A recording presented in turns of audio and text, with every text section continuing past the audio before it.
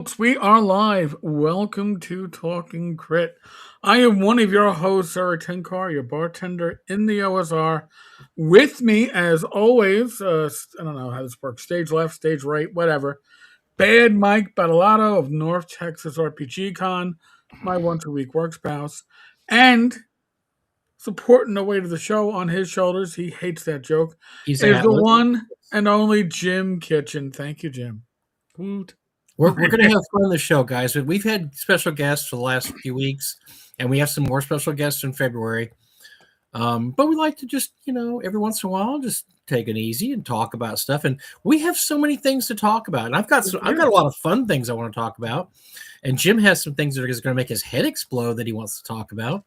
And I don't know what Eric wants to talk about. He'll probably have something to throw in there. Yeah, I'll have some things to throw in. Not a problem. I tell you what, I'm going to throw something out real quick, and then I didn't even ask Eric or talk to Eric about this, but okay, we're 21 people away from 10,000 subs, and I know in a world where Jenny D exists, 10K does not seem like a lot, but when Eric and me and Glenn and whoever else started this thing, we were happy when we hit 100. That day we hit 100, we're like, when we had 500 subs, I think I was at North Texas.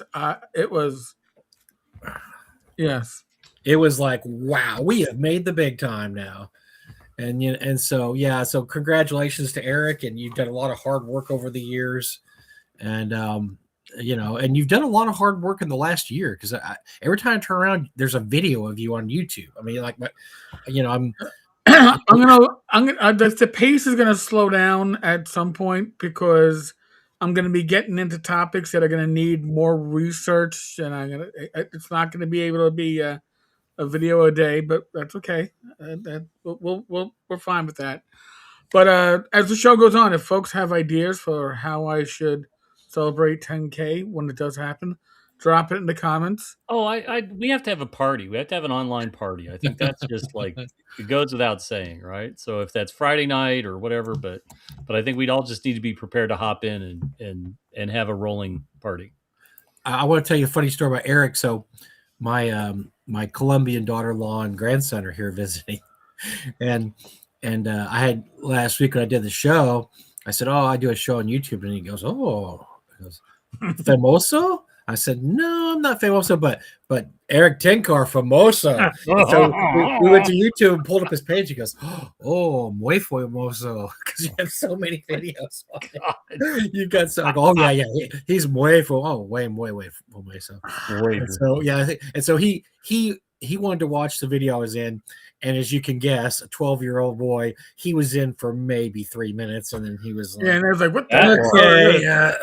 No graphico, nothing exciting, but a bunch of old white guys talking, just yammering. He's like, he was in for maybe 3 minutes. Time for a nap. He's like, "Oh, time to leave, time to take off." But yes, so Tenkar is muy famosa. Famoso, famoso. You're muy famoso because there's so many videos you have. You have so many videos. Stop hurting the language you don't know. Just stop hurting the language you don't know. Hey, you know what? I'll tell you what. We use my daughter-in-law doesn't speak much English. My grandson does. You can talk to him, but we use Google Translate, and you talk to your phone, and then you hold it, and it goes, and you go back and forth, and that's, I'd have loved to have had that when I went to Europe in '84. That would have been a hell of a, instead of having it makes asking directions quite easy compared to the, old days when it's like you just yelled real loud in their ear, hoping, well, if I yell louder, they'll understand me. Volume clearly equals comprehension. Yeah. That's it, right? That's the. It's pretty cool. Yeah. So it's a cool device. If I don't really go overseas. I don't really fly anywhere. But I can see why people that go overseas bring their phones and they their phones. And it's pretty awesome. And it was amazing. I went there and I took the app and I started looking at the different language they have. You could go anywhere in the world and be understood. Let's put it that way. They have every single language. That's the 21st century we were promised, right? That's the greatest thing about it. Yeah, that's the 21st century we all wanted. We wanted flying cars. We didn't get flying cars yet. We have a universal translator in our pocket. But And by the way, Mike, a fuse blower doesn't care about the content. They're just here for Mike's cat. This is Oh, not a dear. surprise to any of us. Not a surprise to any of us at all. So go my figure. cat's been hiding lately. She does not like the new visitors who actually they're visiting my daughter tonight, so they're not here. But maybe she'll pop her head up. She's kind of been laying low the last couple weeks, so we'll see if we can get her out of her hideout. So what else? What have we got going on? We've got the Got usual a lot of stuff going on, right? We've got lots of stuff. Jim, what do you got going on here? So North Texas game weekend is this weekend. I'm probably, I mean, I need to probably book time for Gamers Health. I need an episode of Gamers Health. And so I'll talk to this very quickly. Many of you have probably caught on here and there that I had an injury with my knee back in October. And so I had a meniscus repair about 15 years ago, and I have had problems with it off and on for several years, but something popped in my knee before game hole. And so I wore a brace at game hole, and then the next week it popped again. Oh, boy.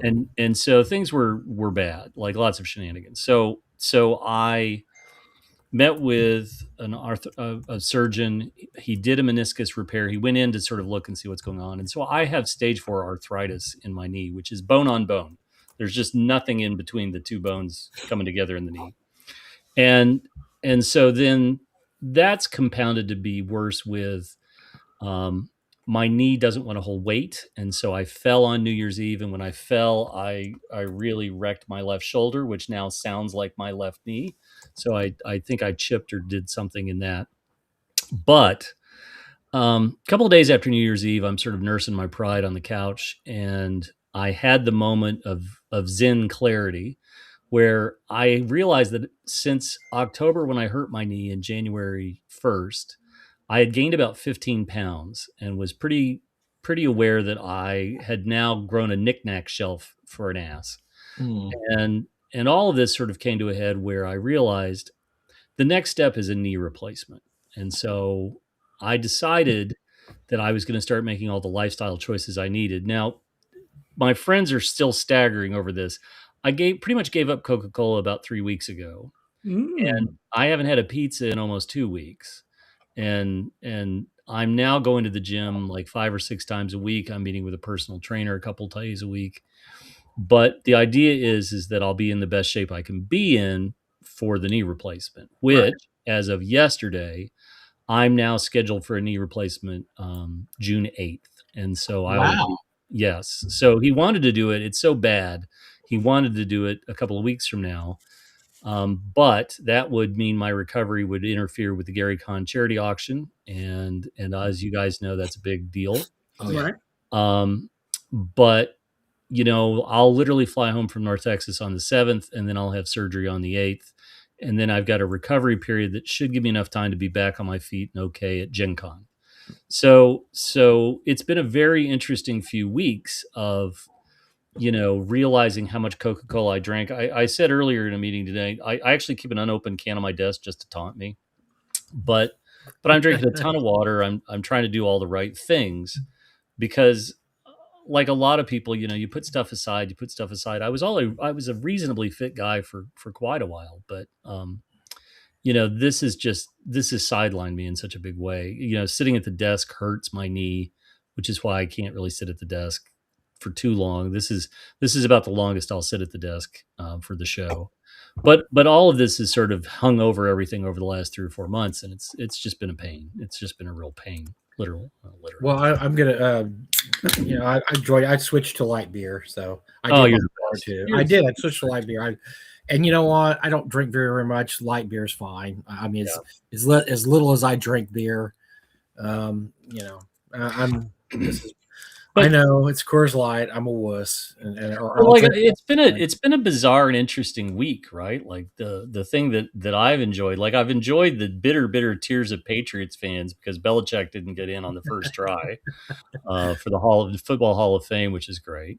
I mean, I could spend some time on this, but Ken, I haven't fulfilled my Kickstarter Whitman.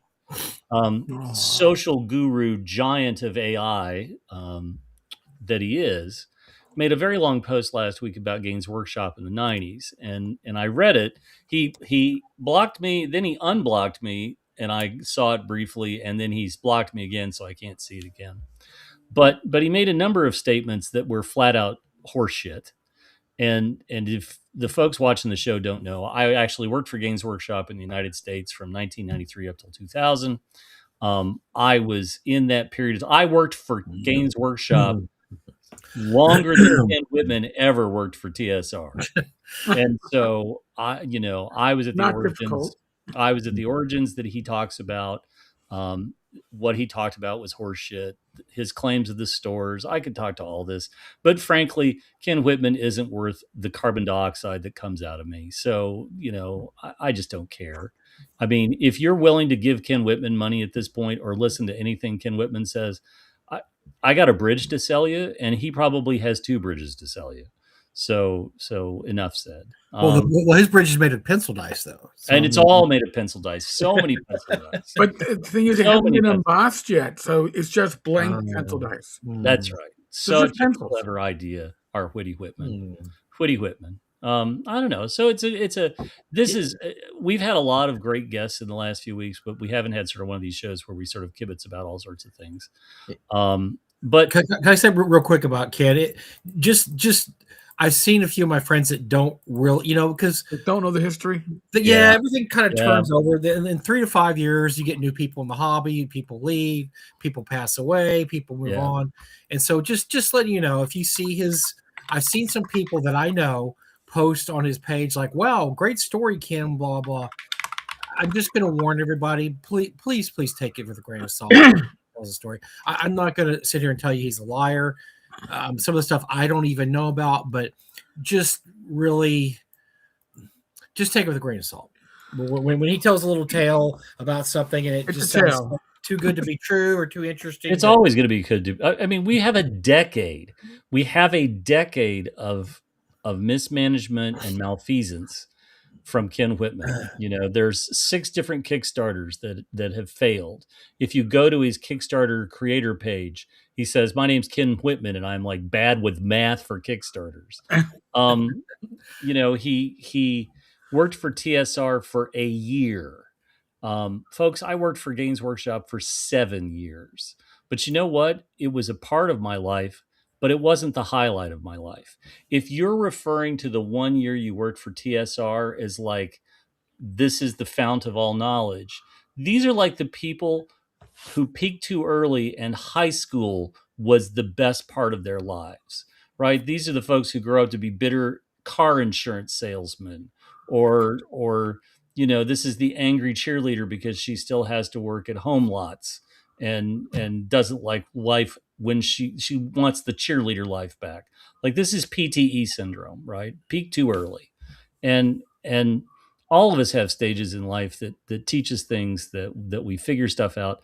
But 1 year of TSR does not make him a genius in the realm of role-playing games. It doesn't make him a genius in Kickstarter and the clear trail of carnage he's left behind him with 6 campaigns on Kickstarter. Oh God, yeah. Right. And the interview that he did with you, Eric. I mean, this is not, this is a butter knife trying to get away with being in the sharp knife drawer.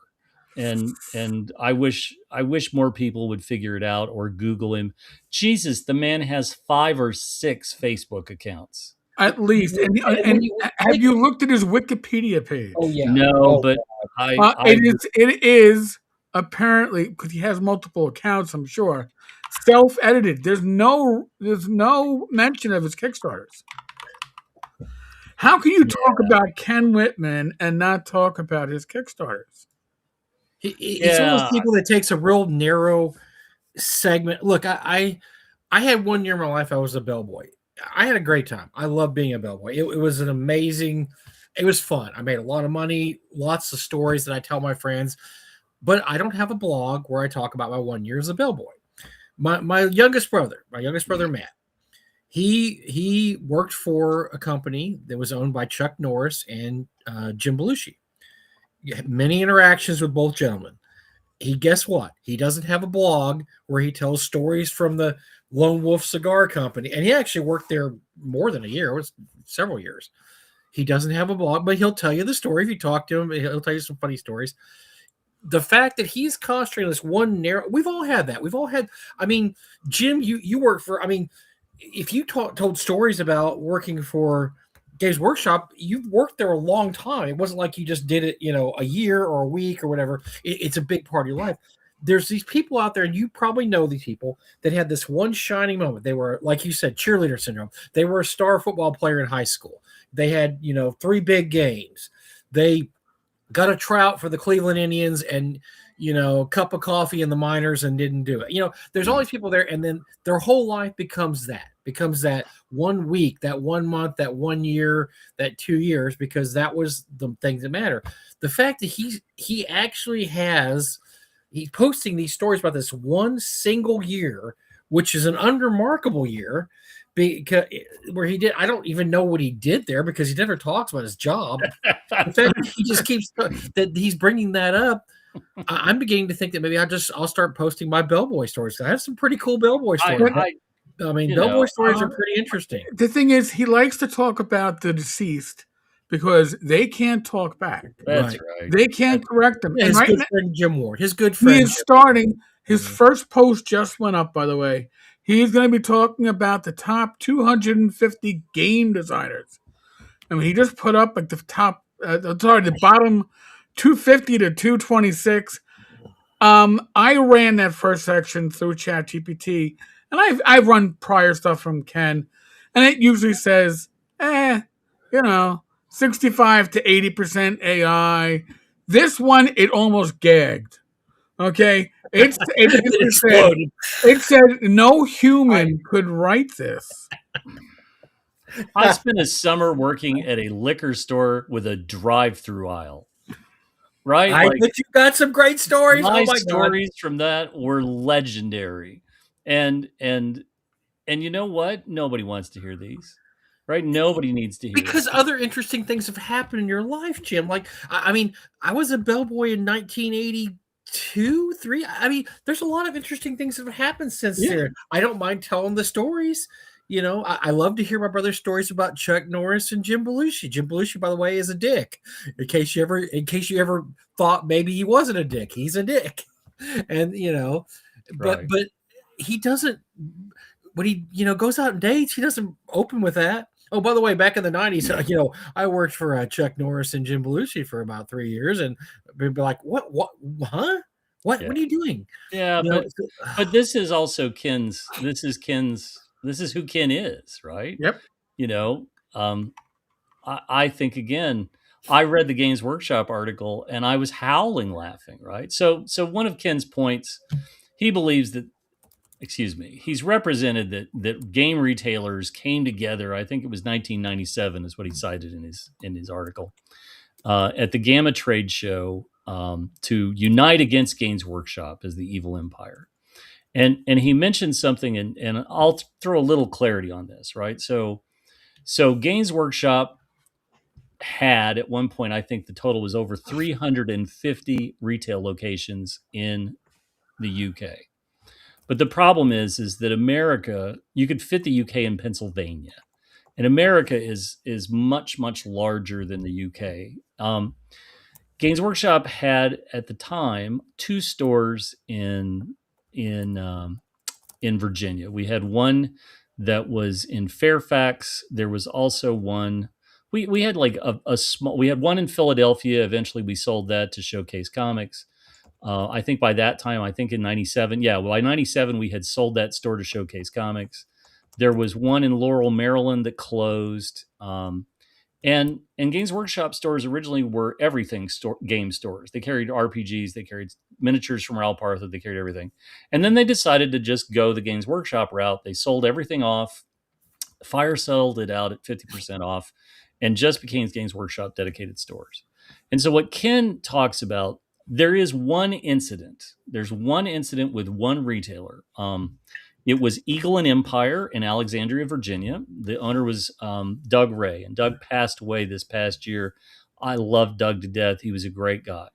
But Doug was essentially convinced to carry a lot of Games Workshop product. And then they opened the Fairfax store. Now, Fairfax and Alexandria are two wildly different locations, but Doug was absolutely furious about this. He was on the line, and he wouldn't take a call, and so on and so forth. I'm the guy that actually called Doug and got the hang up. He's like, "Hello, Eagle and Empire," and I said, "Hi, Doug." I said, "Hi, my name's Jim Kitchen. I'm from Gaines Workshop," and he hung up.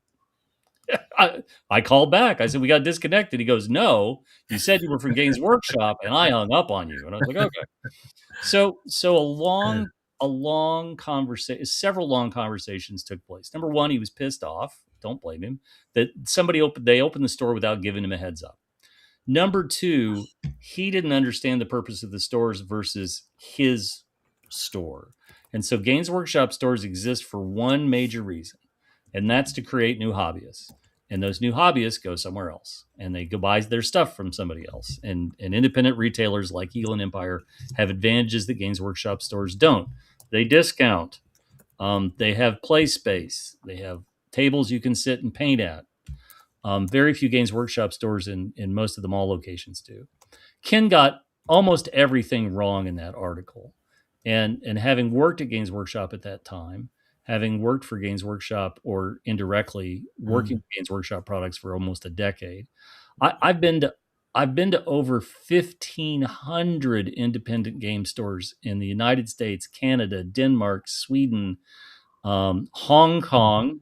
I've been all over, and I can say confidently, there's room in this universe for Gaines Workshop stores, which are solely devoted to Gaines Workshop products, and independent retail stores like your mom and pop friendly local game store. I know some of the heavy hitter alpha predator game store owners across the United States, people who've been in business for 30 plus years. Let's talk about Games Plus in Chicago. Let's talk about the Complete Strategist in New York. Let's talk about these kinds of stores, right? And none of them were ever afraid of Gaines Workshop stores. There was certainly an effort to make it seem like, Gaines Workshop was going to open up 100 stores.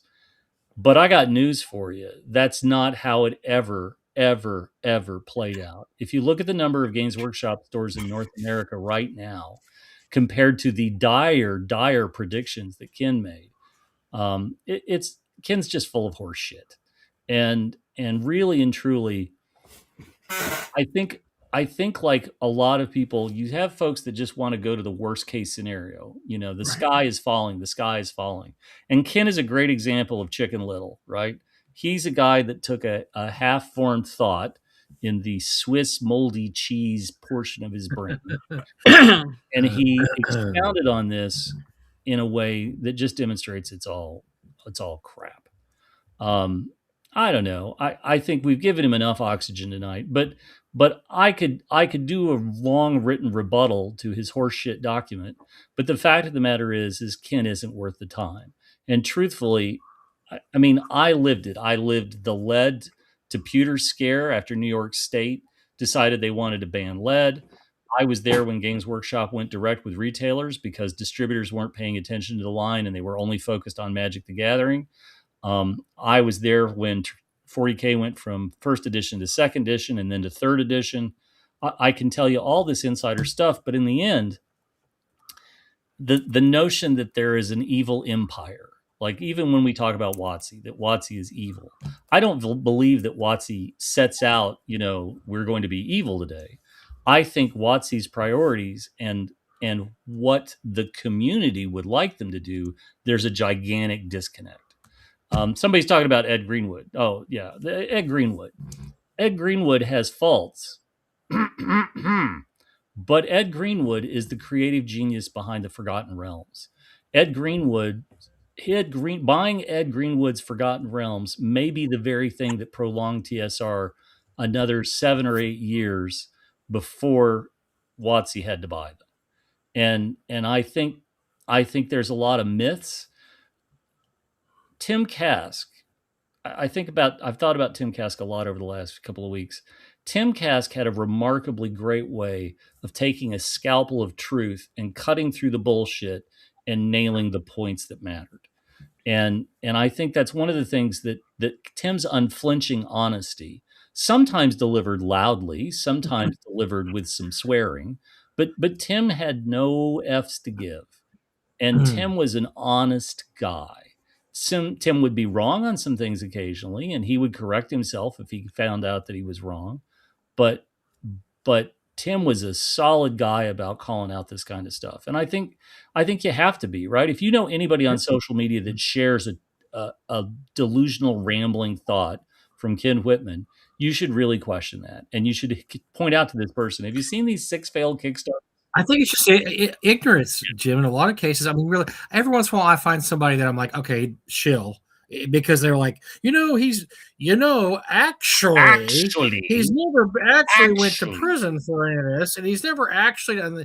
And then you got to shill. But most of the time, it's just like, well, I don't know who this guy is. He popped in my feed, and he has all these cool stories about the glory days of TSR, yada yada. I'm like, you need to do a little Google there. Do a little Googling, my friend. And go to Kickstarter and look up some stuff here. I'm going to point you the right direction. Yeah. Anyway, so interestingly, I saw a great thing that we should talk about. Somebody comparing the 2000, I think it was Wayne's Books I think he's in New Mexico or Arizona, posted a nice entry on the 3rd edition D&D starter set. We've talked a lot about starter sets here over the last year or two. We've talked about the Adventure in the Borderlands one that they brought out. There's a great question. 6 failed Kickstarters, as in they didn't make their goal? Oh no. Here, Eric, would you like to tackle that? I think you'll enjoy this. All right. So let's see. Oh, and actually, we never even addressed in any of them the Traveler models that were supposed to be delivered as part of the Kickstarter that never were, but hit the secondary market through Noble Knight at one point. Yeah, there were 6 Kickstarters from Ken back in the day when Kickstarter allowed you to do your own personal pyramid schemes. And he wasn't the only one doing it, but he was one of the, I don't know. He got really good. Not very good at the offense. Probably the biggest one was Knights of the Dinner Table live action series, where he was trying to get more monies for the work he did, and he wasn't paying the actors. Had a party at Gen Con that he never paid for, that was then paid for by others, but then Ken took the credit for the party. And by the way, just stick to the money stuff, right? It's like $160,000. 6 Kickstarters that funded. Yes. 6 Kickstarters that never shipped anything they were supposed to. There's been rumors that some people have gotten pencil dice, but frankly, I mean, when you look at the comments on all 6 of his Kickstarters, it's clear that most people have never received anything. Oh, yeah. He sent him just enough pencil dice. If you look who he sent pencil dice to, is people that ordered 1 or 2 pencil dice. Mm-hmm. He sent just enough so he could say, I have fulfilled some pencil dice orders. That's the only reason that was done. Right. He didn't fulfill it. And it wasn't the order that they were placed. No, it wasn't the order that you back. It was the smallest orders. Small orders. The smallest orders you get away with shipping. Because and by the way, he didn't use the Kickstarter money to buy the pencil printer to make the pencils into dice. He had to have somebody else buy it for him because the monies were spent elsewhere, allegedly. It's just one thing after another with Ken. I mean, and come on, the great website. We should just all say it in unison. Is Not Another Dime. Yes, Not Another Dime. Not another dime for Ken Whitman. That's right, because Whitman. He's classic.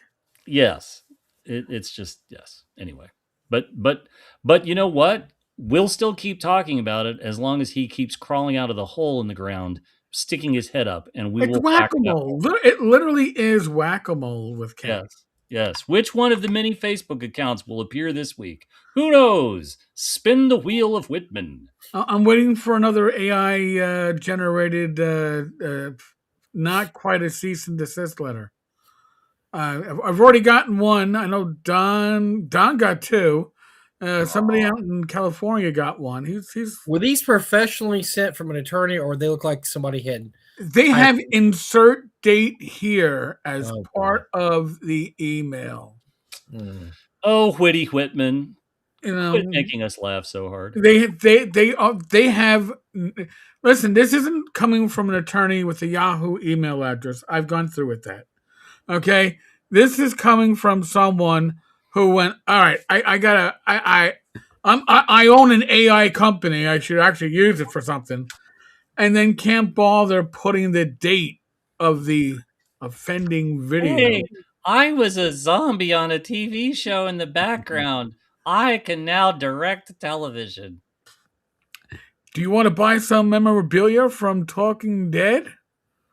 I might have something for you that fell off a truck. But So- by the way, so- that the story that I heard was that. So for those who don't know, if you watch, I believe it's the last episode of season 3. Ken makes an incredible appearance as Axeman for approximately 5 seconds, walking across the background of a scene with an axe in his hand. So he was an extra, and he walked across the scene with an axe. So after that, he apparently started advertising the fact that, hey, I'm Axeman, I want to make an Axeman movie, and was promptly dumped by Walking Dead because they don't like whatever see it. And so he never was appeared ever going to, but he made a short video of him as Axeman. Yes, he did. And although he didn't reference The Walking Dead, he just said, "Here's Axeman," and he ran around and with an axe and grunted, and it was. I mean, listen, I need to go back and find this somewhere, but he was in the reboot of MacGyver. he was. He gets tased. He gets tased. He's a security guard in business attire who just again essentially grunts. No lines because you have to pay money for him to talk. Right. He has no lines. Gets tased, goes down. I was like, holy that was Ken. Yes. So if you can play a tased individual. Does he ever play? Did he call himself Tase Man? I mean, he called himself Axeman. Taser face. He's Taser face. Oh, that would be like a great, excellent.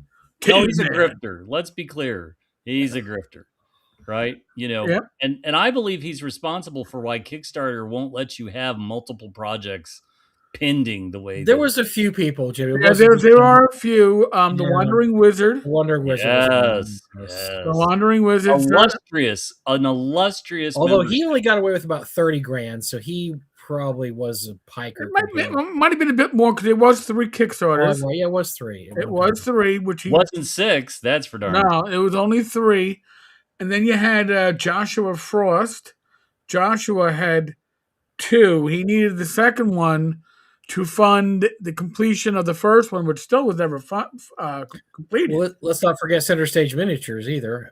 Center Stage. Although I don't think they overlap. They did not overlap, but they followed very quickly on the heels because it was. They overlapped because the first Kickstarter wasn't finished when the second one, Kickstarter with Center Stage, was to get the first Kickstarter out the door. Pyramid scheme.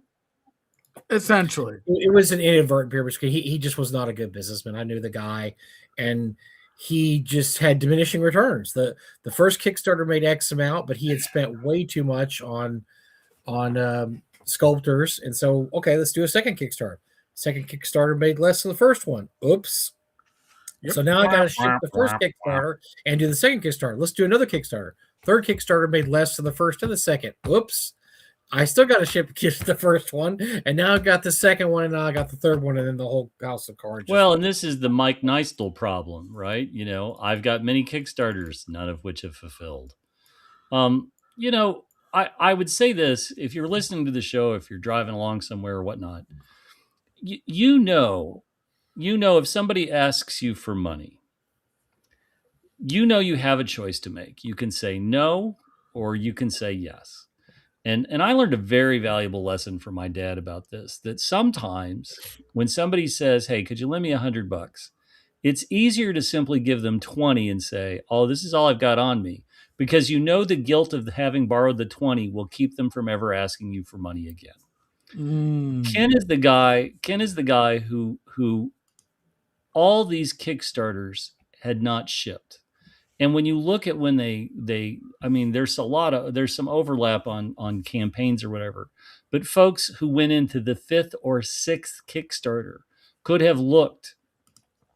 We talk about this because we don't ever want you guys to ever fall prey to Ken Whitman. We don't want you to follow any of the things that he does simply because it's all a scheme. It's all about the enrichment of Ken at your expense. And this kind of, if we weren't the long memory of it, hopefully other people would be out there.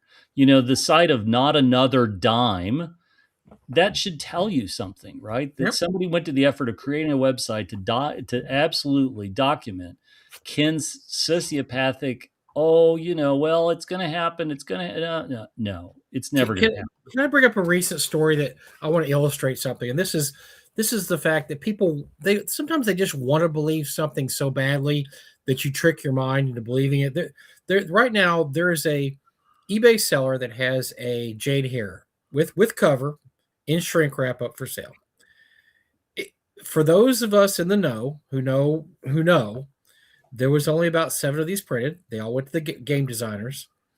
This is almost certainly a reprint. I would say 99.999999. Take that 9 out.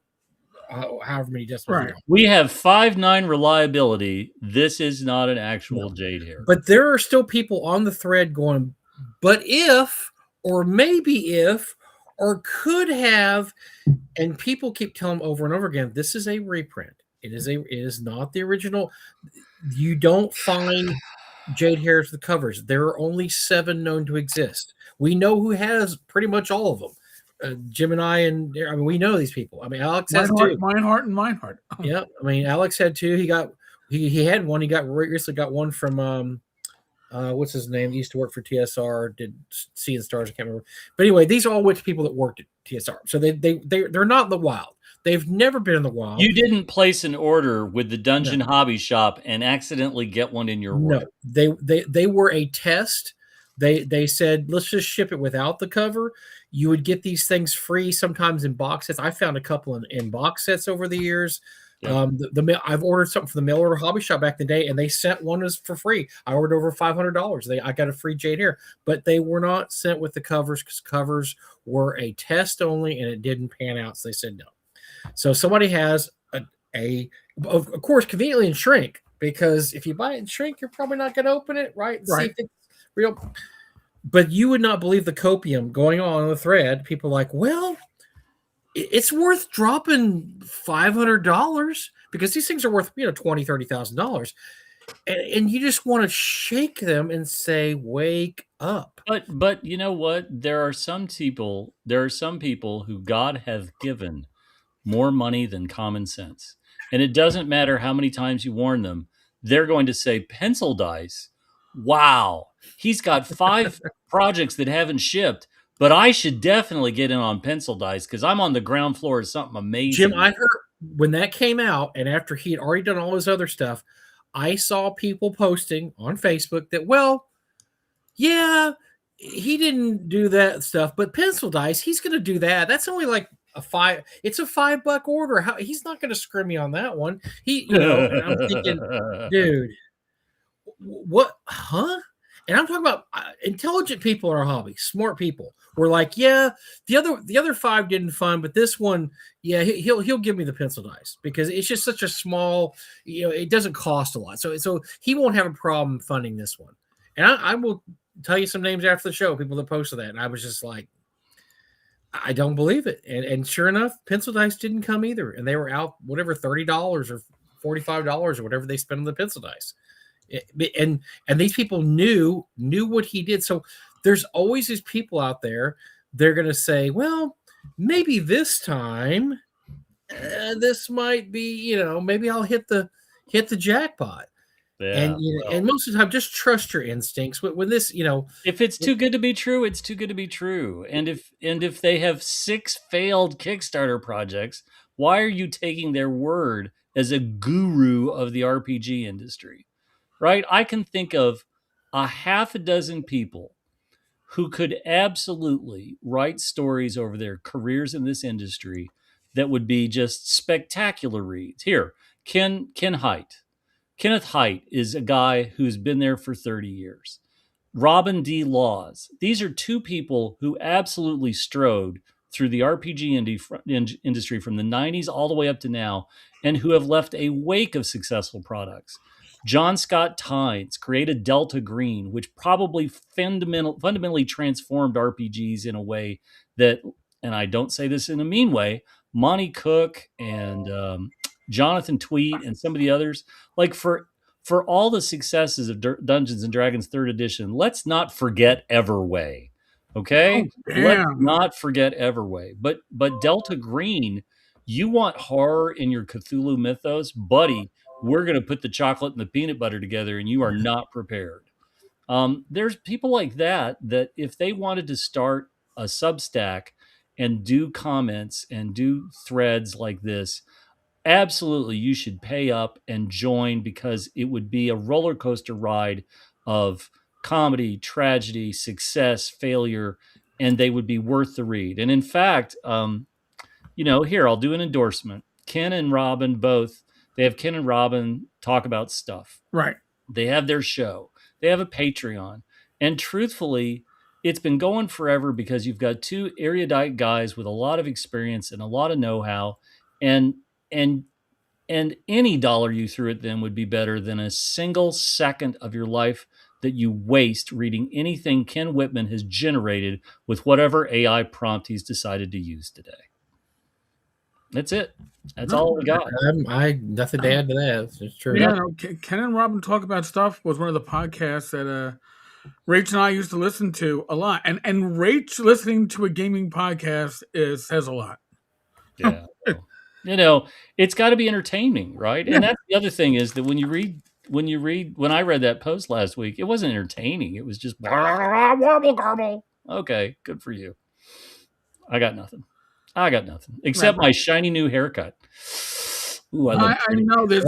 Somebody wants me to cut my hair for $10K. I mean, for $10,000, maybe. For $10,000, we're shearing you like a shit. Jim looks so suave because we are going to have. He's coming to Texas. We're going to do a game day weekend this weekend, starting on Friday. We're going to play.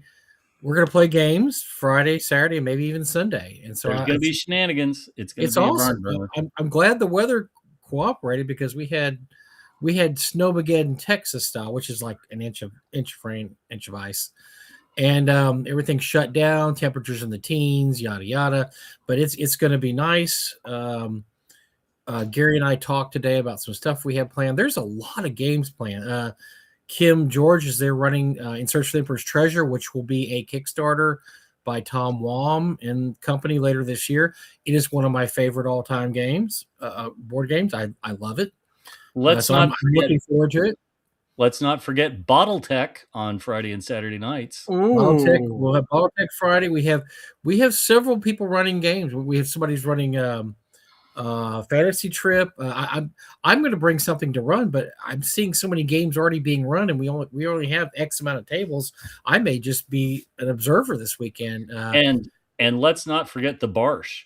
The legendary Bill Barsh will be there running something too, I think. Yeah, he's going to be running something new that he's going to be shilling soon. So it's always good to see Bill's future shills as he has something coming out for Pacesetter. So he's given me a little sneak preview of that. So it's going to be fun, man. And we used to have game days at the old warehouse. Probably for a while it was once a month, and then as Doug got ill and got sicker, it was once every few months and once every 6 months. But it was just a way to keep everybody interested in between North Texas in June.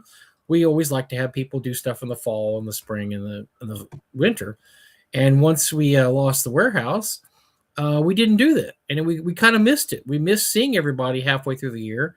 And so I guess 3 years ago, we decided let's do a game day, and we had about 20 people. And last year we had about 30, and I don't know, we may have about 50 this year. It may grow up to be, as Gary doesn't want it called a mini con, because that would say that we're actually planning things. We don't have games planned. We don't have signups. We don't have anything like that. It's just show up, game, talk, bring a board game, do whatever.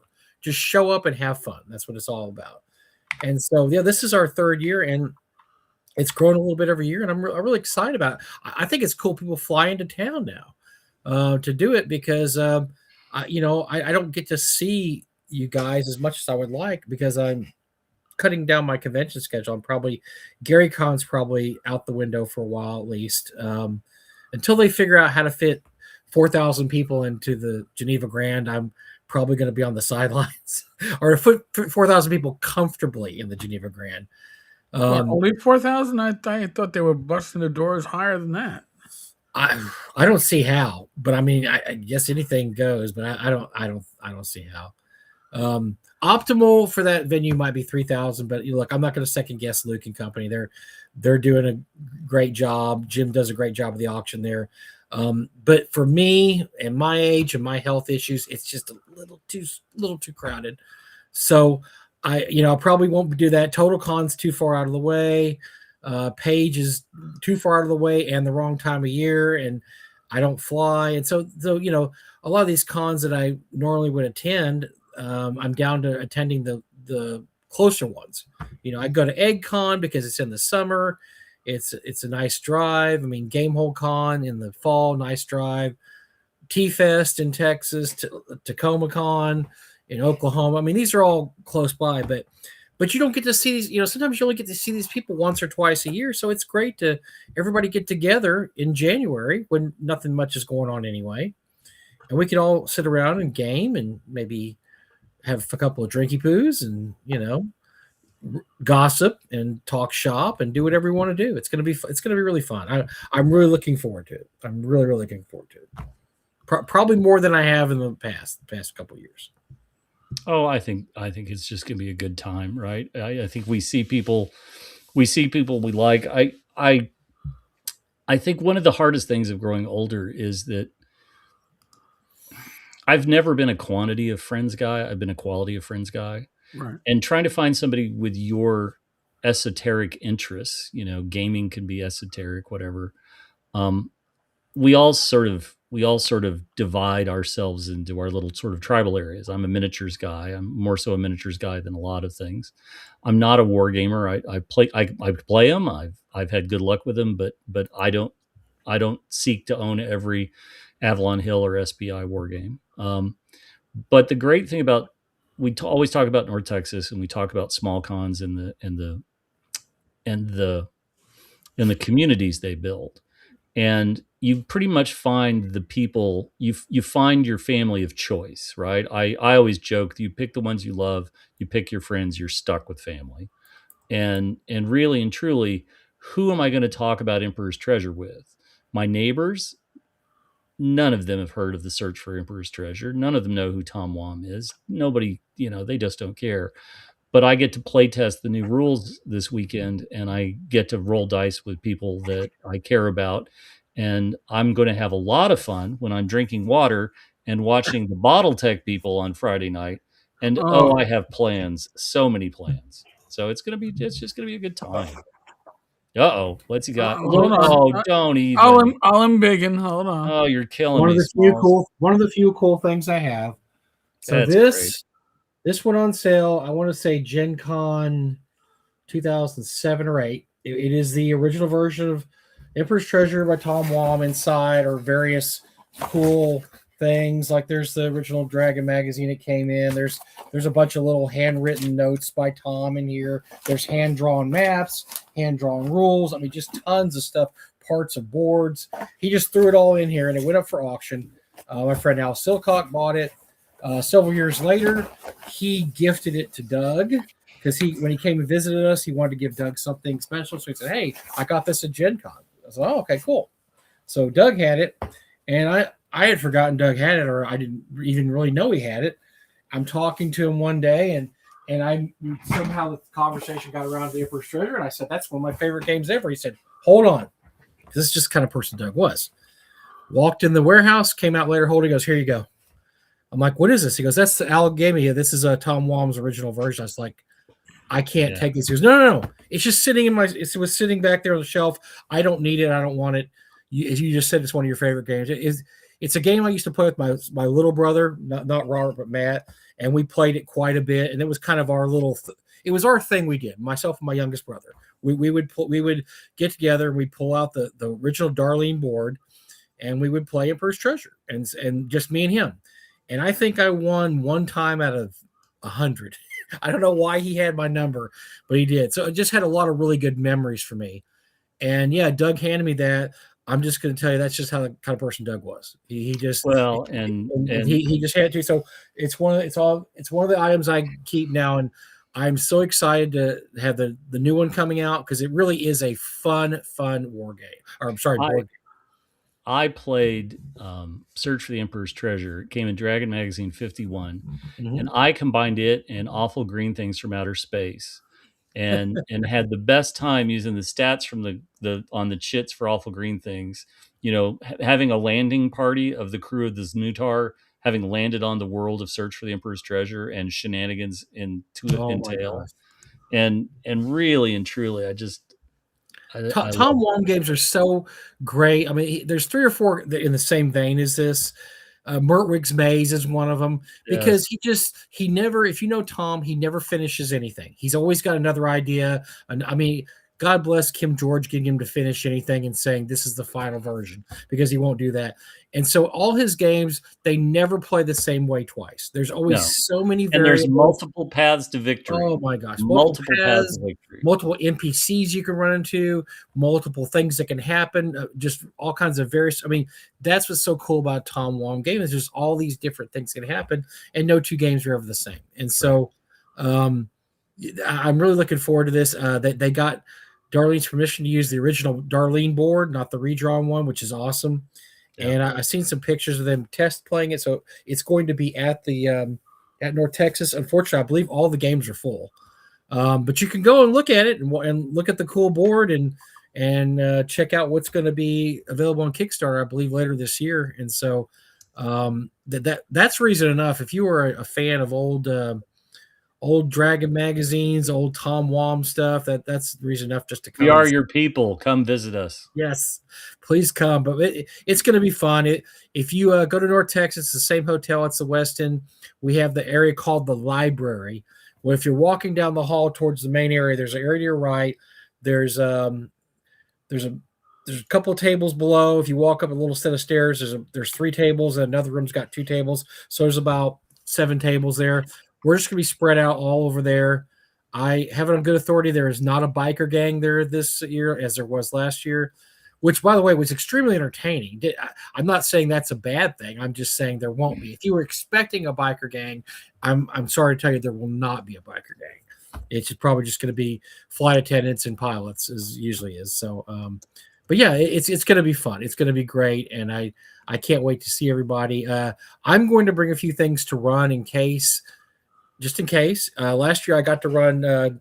I ran Greg's Barrel Maze module twice, and we had both times great time. They both went completely different. The first group did everything, got to the end, and said, "You know what? We have enough treasure. We go home," which I thought was great. I told Greg the story. He laughed. He thought that was hilarious. They got to the final room that had the evil druid, and they said, "Yeah, you know what? We're just not feeling it. We got a lot of treasure and magic items. We're done." And I said, "That's a perfectly valid response." The second group decided, we came all the way here. We are not going to leave without dying against the evil druid because they knew they'd probably die against the evil druid. And they fought the evil druid, and then they had to run because they were getting their ass whipped. And so they lost about half the party, but no, it was great. We had a great time, and I'm going to bring some more stuff to run. But it looks like there's going to be a lot of games there. If you want to try something new, it's fun. Like I said, we're going to have the fantasy trip. We're going to have BattleTech. I've heard a bunch of people bringing their homebrew whatever's there. So there's going to be homebrew games. It's kind of sad we only have I think 3, 5, 7 tables. I think if I can get some time on Thursday night, I think I'll be able to get my Call of Cthulhu game together. That's going to use the new. It hasn't been published yet. The Campfire Stories Scouts book for Call of Cthulhu that's coming out at. I think the release is going to be at Chaosium Con, and I've got an advanced copy of the book. I've got the adventure fleshed out. I have to do a little work on the NPCs, and I got to finish up the PCs. But I should be able to drag it kicking and screaming across the wire. So maybe on Saturday. So Ty is upset that there now be no biker game. Let me tell you, number one, the biker gang's food trucks were absolutely on point. There was a Cajun truck. There was a barbecue truck. There, oh my God, some of the best food trucks ever. So that was number one. Number two, they were really nice people. It was actually a motorcycle club. It was a black motorcycle club. So we were pretty much the only whiteys at the hotel. That everybody else was black, and we had a great time. No issues at all. It was great, wonderful. The biker people were polite. They were wonderful people. Yes, they were up until 4 a.m. walking the halls drinking, but sometimes North Texas. I'm about to say, but we had a number, and some of the interactions were so hilarious. We'll have to tell you about the moms and their soccer and the girls' soccer team that were there that hid in the concierge room because they were in fear the entire time. And they didn't know where to go because there's these guys walk around with bikes, biker and their vests, right? Yes. My favorite interaction was I was walking up one night about 2 a.m. I started talking to an older black gentleman there. We're talking about the weather. It wasn't even about biker stuff. And the elevator door opens, and this quite large man, probably 6'2", probably over 300 pounds, beer belly, no shirt on, nods at us and walks out. And the guy I was talking to turns to me and goes, "Bet that's something you don't see every day." It's like, no, I don't. Shirt optional. It was great. So we had a blast. That one of the coolest parts was sometimes people would stick their head in the rooms because we had it kind of blocked off. And I was surprised about people said, "Oh my gosh, I used to play D&D. You guys, they still play D&D?" I was like, "Yes, there's still D&D." They're like, "Oh my gosh, I used to play D&D." I was like, "Well, where were you when I was playing?" Because I didn't know any minorities playing D&D. I barely knew any women playing D&D at the time. But I'm from the burbs. So that's probably a big part of it. But yeah, no, we had a great time. It was fun. The hotel didn't have a great time. We had a great time. The hotel was freaking out. I think I heard a little bird tell me at one point that the gang, the African American Motorcycle Club smoked what is probably the best description is a grievous amount of marijuana. We were going to be on the 14th floor. And when I checked in, they said, "Oh, you don't want to be on the 14th floor." Okay. That's where most of the motorcycle members are going to be. I'm like, all right, sure. Put us on another floor. So I said, well, I got to find out what's going on the 14th floor. You know what's going on the 14th floor, Jim? Tell me. Weed was going on. So much weed. How much weed was it? Opened up. The smoke hits you contact high. Oh my God! As you and it was one of those things where every door was open in all the hotel rooms and people were walking back and forth. Was it the fog bank? Like, I went to Dragon Con one time in 1994, and I was invited to the White Wolf party in Stone Mountain at their corporate headquarters, and Mark Reinhagen's office had glass door, big glass window, and it was literally a tank of smoke. You couldn't see. It was just. It looked like the fog out of the horror movie, right? It was you saw vague shapes, but that was it.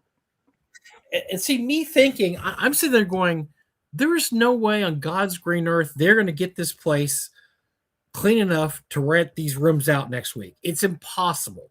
We're talking deep clean of the deepest kind because it's got to permeate all the furniture, the walls, the rug. I mean, I'm just like, they must have had to shut down that entire floor for the next week. There's just no way you could get it clean that quickly enough to rent out. Because if I'm a businessman and I'm coming in on Monday and I walk into one of those rooms, I'll be like, whoa, dude, Right.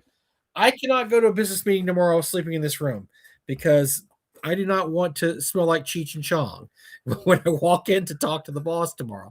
So I have no idea how they clean those rooms, but yeah, it was interesting. It was fun, and they we got assurances from the hotel staff that this would be the one and only time they were renting Wow. to the bicycle club, because I think it just had to do with the cleaning bill. I think Yeah. the cleaning bill must have been, thousands and thousands of dollars just to. I mean, they probably had the minute they check out, they brought up the industrial sized air purifiers and during every room in that hallway and just cranked them up. And had the carpet shampoo, and I mean just everything going, because there is no way anybody got their deposits back on. Oh yeah, no you way. walk in and you're like, I have a friend who tits me off, and so I have a UV light. I always travel with a UV light, and folks, you should either turn the volume down now or learn one of life's greatest lessons. But I am telling you, you need to get a super bright black light. And you need to pull it out and take a look at your hotel room. And more importantly, take a look at the sheets. Did they change the sheets or did they just tidy them up? And worse than the sheets, Jim, are the covers. Well, because they don't always trade out the covers. They might change your sheets, but not the coverlets. But you definitely want to take a scan of your room. And I'll tell you what, there's been a couple of times that I'm pretty sure I saved myself from a terrible case of gonorrhea by asking for a different room based on the things the black light showed me. But you would have saved yourself a case of marijuana addiction if you checked into these rooms after OD from secondhand smoke. You would have woken. They would have found you laying on the bed and go, "We didn't smoke, but for some reason he had an allergic reaction to marijuana." He's got munchies now too. He came down and totally he cleared out the entire bar of all snacks and shenanigans. Yeah, it was crazy, but we had a great time last year. I mean, we didn't have any trouble with the biker gang, but yes, we've been assured that they will not. That sort of breaks my heart, I mean, it's an experience. It's like everything else. It's a fun experience, right? It's just something fun it's a story. That now I have like 5 stories to tell about the biker club, and of course the 8 security guards, off-duty police security guards they had there, because it turns out that the biker club, even though they're all in the same club, the East Coast guys don't really like the West Coast guys, and et cetera, and they might just shoot or stab each other. I mean, I'm not saying they would, but sometimes they'd have a beef. They got a beef going, East Coast, West Coast. So we were told this, like, we have to have the security guards because there's been threats made and beefs. There's beefs. I'm like, oh yeah, I don't like that. No beefing here. So it was great. We and then about 3 a.m, my wife and I are up in the suite, spend the night, and we hear motorcycles being raced. And I look down the parking lot, and they're racing motorcycles. Nice. At like 3 or 4 in the morning. Nice. And I'm just laughing because I can sleep through anything, my wife can too. But I mean, they're lining up and they're just racing in the parking lot, and it just had to be a nightmare for the poor Weston people because they have other people at the hotel. Like they said, they had the soccer moms with their soccer teams.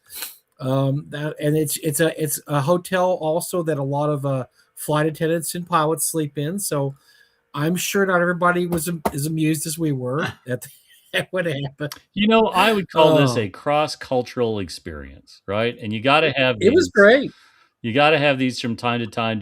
I grew up as a kid in the suburbs.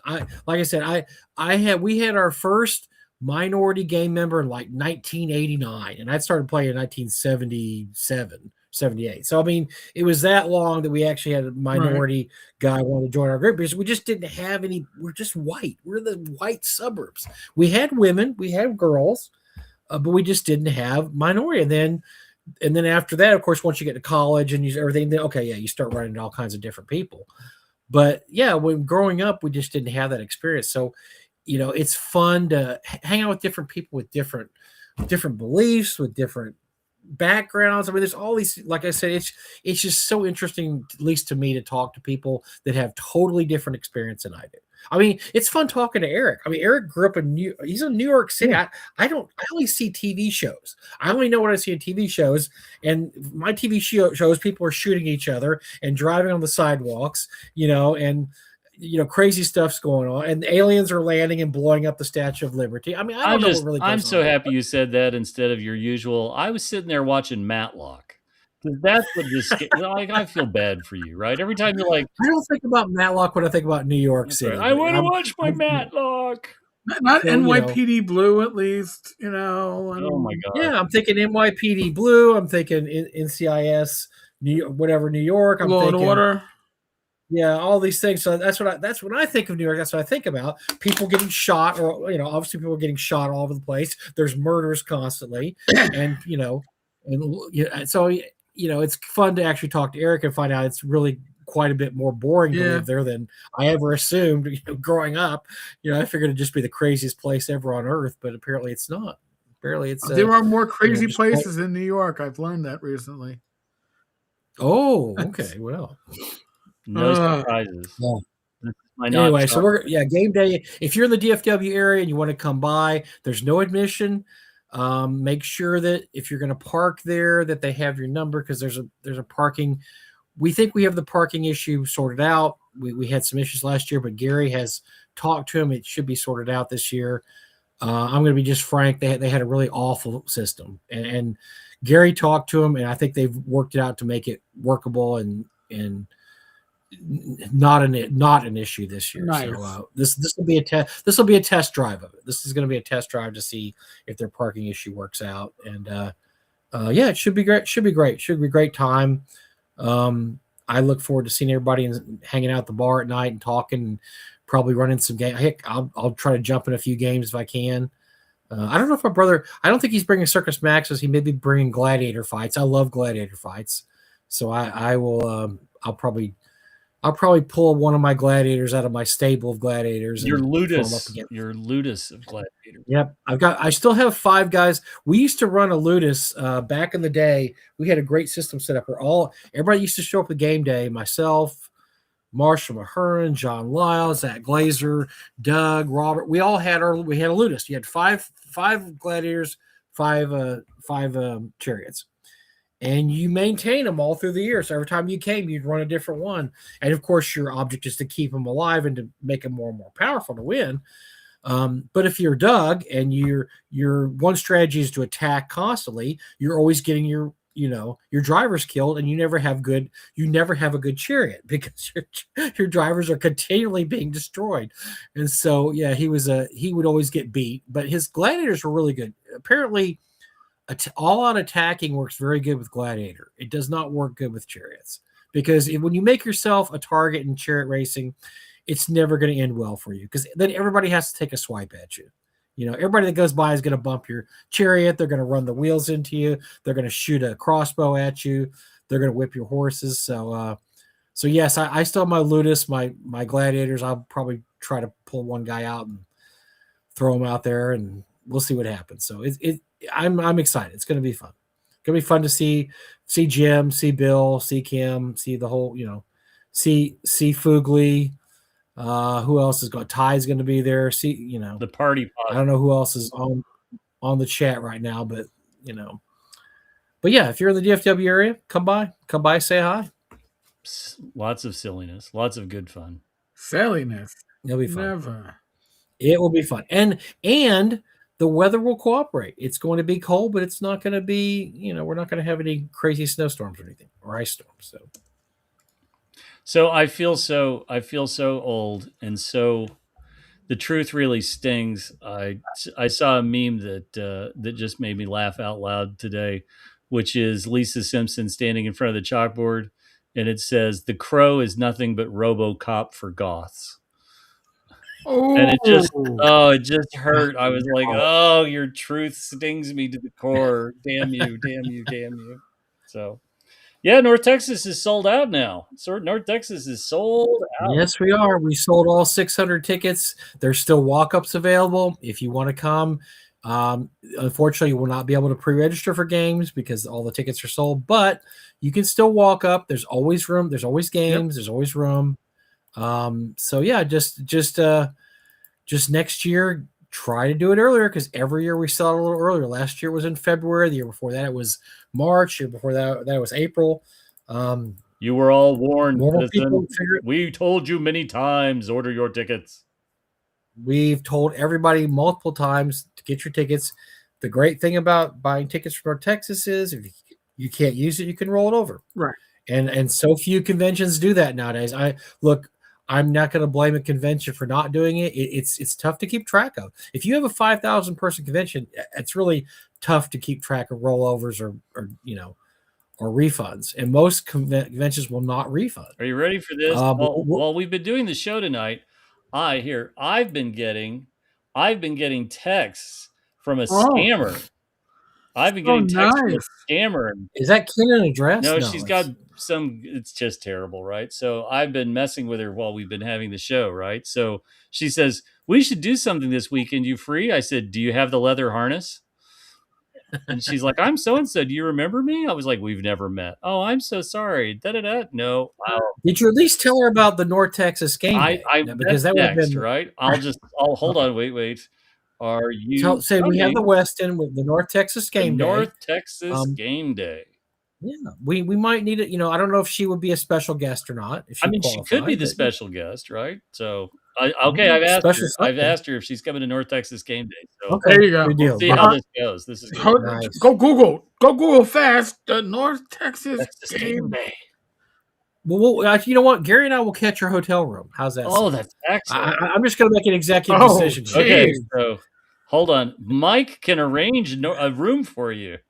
Oh my God. And then the FBI kicked down my door as it was a sting for.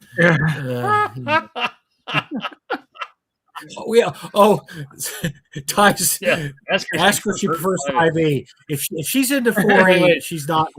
She can't come. We know you don't like 5E. We know you're one of those dirty girls that likes 4E. She's like, what is 4E? Oh, look up. Oh my God! No, there's no 4E in Thailand. Where is 4E? Oh, I don't even want to know what 4E is. She's looking up on sex dictionaries online. What is Mumbai, right? This is great. I don't know the difference. Yeah, okay. No answer yet, but as soon as we get... She's Googling, man. She's Googling. She's Googling 4E. What is 4E? I don't understand. What's North Texas game? Is it gay day? Is that a furry convention? I don't know. I don't want to be Hong Kong Phooey. I'll do furry conventions, but I get paid extra. Right. And this is where I do the obligatory Dallas-Fort Worth. Dallas has one of the largest furry conventions in the United States, but it is completely undercover, not advertised, and it is kept under wraps because of shenanigans. Let's just say shenanigans would result if people knew this convention was here. But there was a story on it in the Dallas Observer years ago. It was something like called the secret convention no one knows about. And they take over a downtown hotel 1 week of the year, and it's one of the largest furry conventions in the United States. And I saw the pictures. It's horrifying. It's absolutely horrifying. But yes, it takes place. So do yourself a favor and do a little research, and maybe you can come to maybe it's the same week. Maybe it's the same week as North Texas. That's why we never see it. So I have a friend who was traveling for work, and he ended up at a hotel, and he, when you're a road warrior, usually like the nighttime you go to dinner or whatever, eat your per diem. Oh, I got a response. Hold on. You seem like a very nice person. If you don't mind, can we get to know each other and be friends? Cat emoji, heart emoji. It seems like she's avoiding the question. In the air. I stay too swift. She's avoiding the question. Wait a minute. Are you into 4E? I'm because that could be 4E or 5th edition. I'll just ask, are you into 4th edition or 5th edition? How about OSR? Have you been into the OSR? Have you done the OSR? Oh, wait. Wait. Have you ever tried OSR? Oh, there you go. There you go. Ba-da-ba-ba-da-ba-ba-ba-ba. Oh no, wrong theme music. Yes, tickets are sold out this year. You can still walk up and buy a ticket. We always have probably 10% no shows, and we'll have extra room. So if you want to come, you still come. The only thing you can't do is pre-register for games because pre-registration is only available to people who've already bought their ticket. But you could absolutely come. And then what's going to suck is now we have to say that for the next 5 months. We have to say that all during February, all during March, and believe me, somebody will walk up to me in May and go, "Can I still get tickets for North Texas RPG Con?" And I will go. And let's give a shout out. Let's give out a shout out to Doug Pearson. They should make a movie, The Best Little Furry Convention in Texas, right? That just reminds me of the Venture Brothers episode where Doc is going to stay home one night to watch a filthy movie he's rented called The Best Little Whorehouse in Texas and has no idea what he's in for. How funny. Just so great. Oh, I'm looking to see if we get a response. This is see, they make the mistake of poking the bear, and the bear just likes to screw with them for hours. Hey, if you mess the bull, you're gonna get the horns. See, this is a show within a show. Right? We work on multiple levels. That's why it's 3D chess, folks. It's always 3D. I'm gonna bring up a subject that I am interested in and that I want to talk about. And this pertains to the music segment of our show later on when I pick my 5 CDs and tell you what I got. I was digging around today and I'd forgotten I have this little kick-ass box set called I have Nuggets and Nuggets 2. What is Nuggets, you say? Nuggets are songs that were in the 60s and 70s that were not top 40, but they were very popular and often featured bands that you probably may sort of heard of. And they have, they've got a little story about every song here. The box set Nuggets 2 has over 100 songs on it. It's 4 CDs. They have a story about every band and every song. This is the British version. Nuggets 1 is the American version. Nuggets 2 is the British version.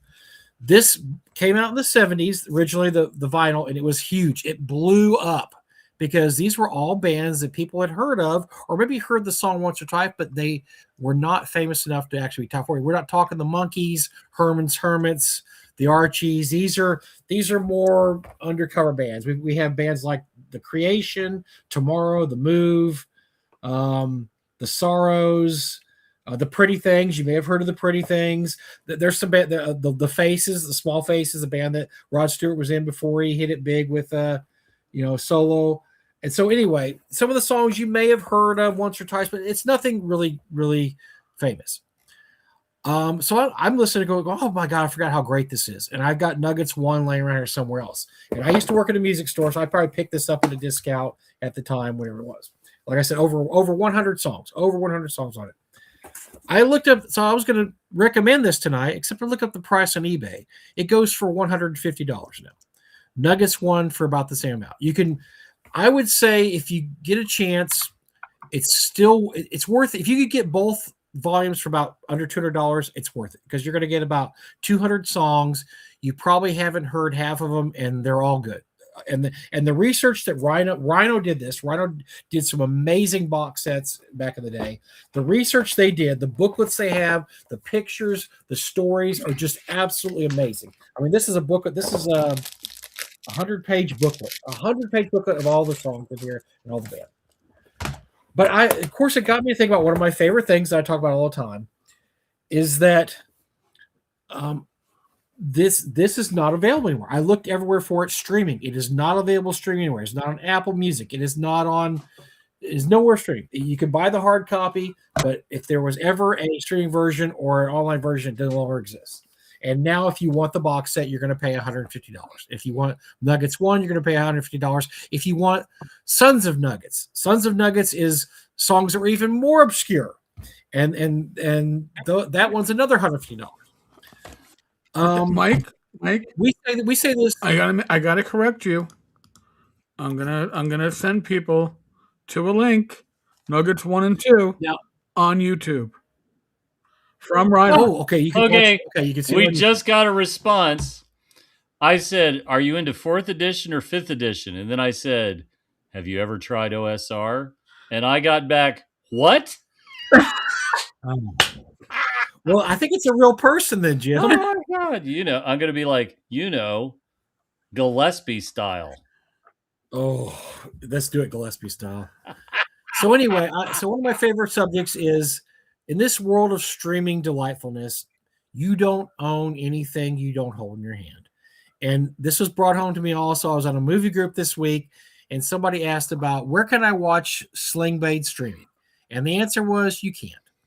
If you have the DVD, it's right now it's not on any streaming platform because whoever owns the rights to it, it hasn't been sold. Probably, maybe they figure nobody's going to watch it.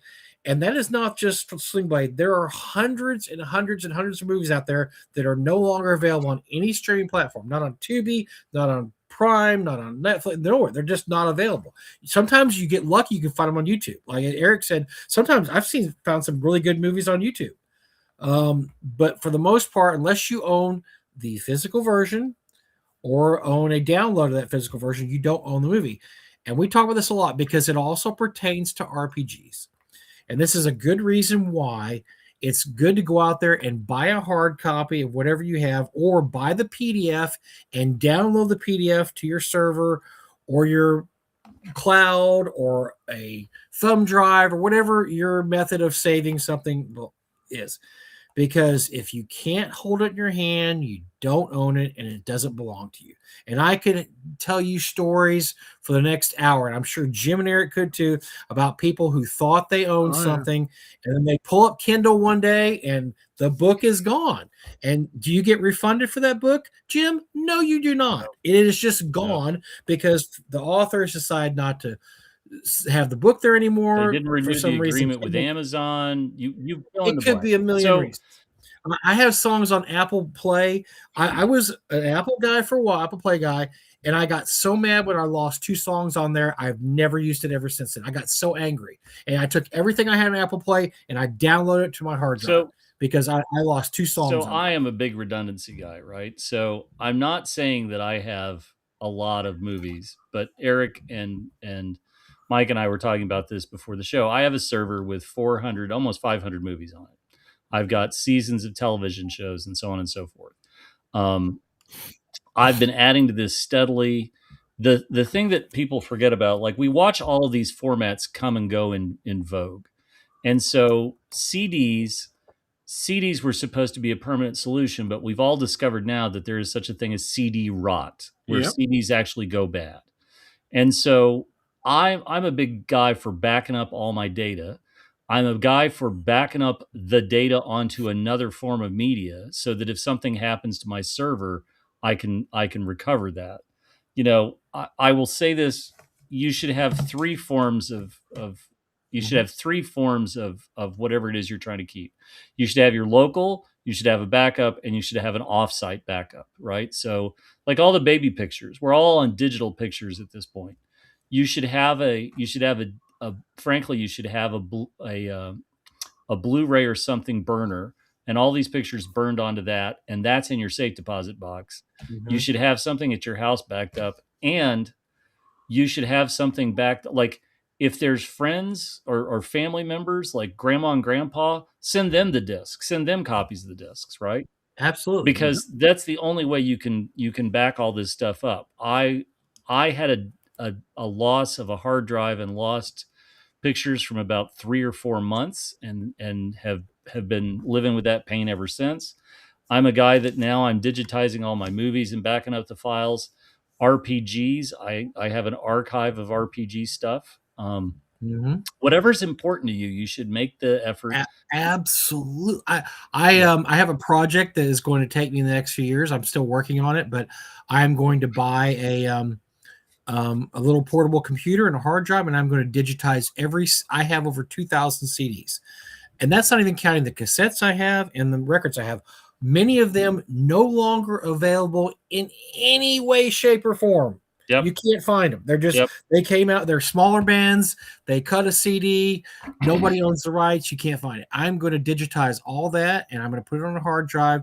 And at that point, it's going to go on the cloud. And if my grandkids or my grandkids' grandkids ever want to play a group called, the A's or the Action or, you know, the Rave Ups or whatever, they'll be able to, because it will be on that hard drive, because I don't trust streaming. I don't trust the corporations. I don't trust, just pick your whatever. I don't trust the federal government. I don't trust any of these guys. And I especially don't trust the streaming services, because they can and will and do pull stuff all the time. And it's not even their fault. A lot of times it's just because they've lost. I'll give you an example. I had a really good friend who's actually a very good friend who had a gigantic Blu-ray library. He had all the Marvel movies. I mean, he just had tons of stuff. And he decided when he moved, I'm going to clear up some space and I'll be able to find all these movies. And so I'm going to sell my entire Blu-ray collection, except for the stuff I really want to see. One of the first things he sold was an entire Marvel collection of Blu-ray movies. Then he goes to one day, he wants to watch the Avengers. Guess where the only place you can watch the Avengers now is, Jim? It's on Disney Plus. And guess who doesn't have Disney Plus? Well, and again, right? So let's say you got a bunch of movies. I burn everything on Make MKV. It's amazing. And the forum that Make MKV has is great for a guide on this. There's a CD digitizing program that's like Perfect CD or something. I've got to look that up for you, Mike. But I have tons and tons of CDs. I have rare stuff. I have small batch stuff. I have all this stuff that frankly you can't find anywhere anymore. And if you don't back it up, exactly what you said, you're going to be hooped. You're just going to be hooped. And just back up more than anything else, right? I'm working on stuff all week. If you're playing an online game, it's easy to just get in a habit of ripping this stuff. Ty says he's got a 16. I have a 32 terabyte server that I just keep adding to and adding to and adding to, and this stuff gets cheaper and cheaper. I like Synology. You can build one for a few $100s.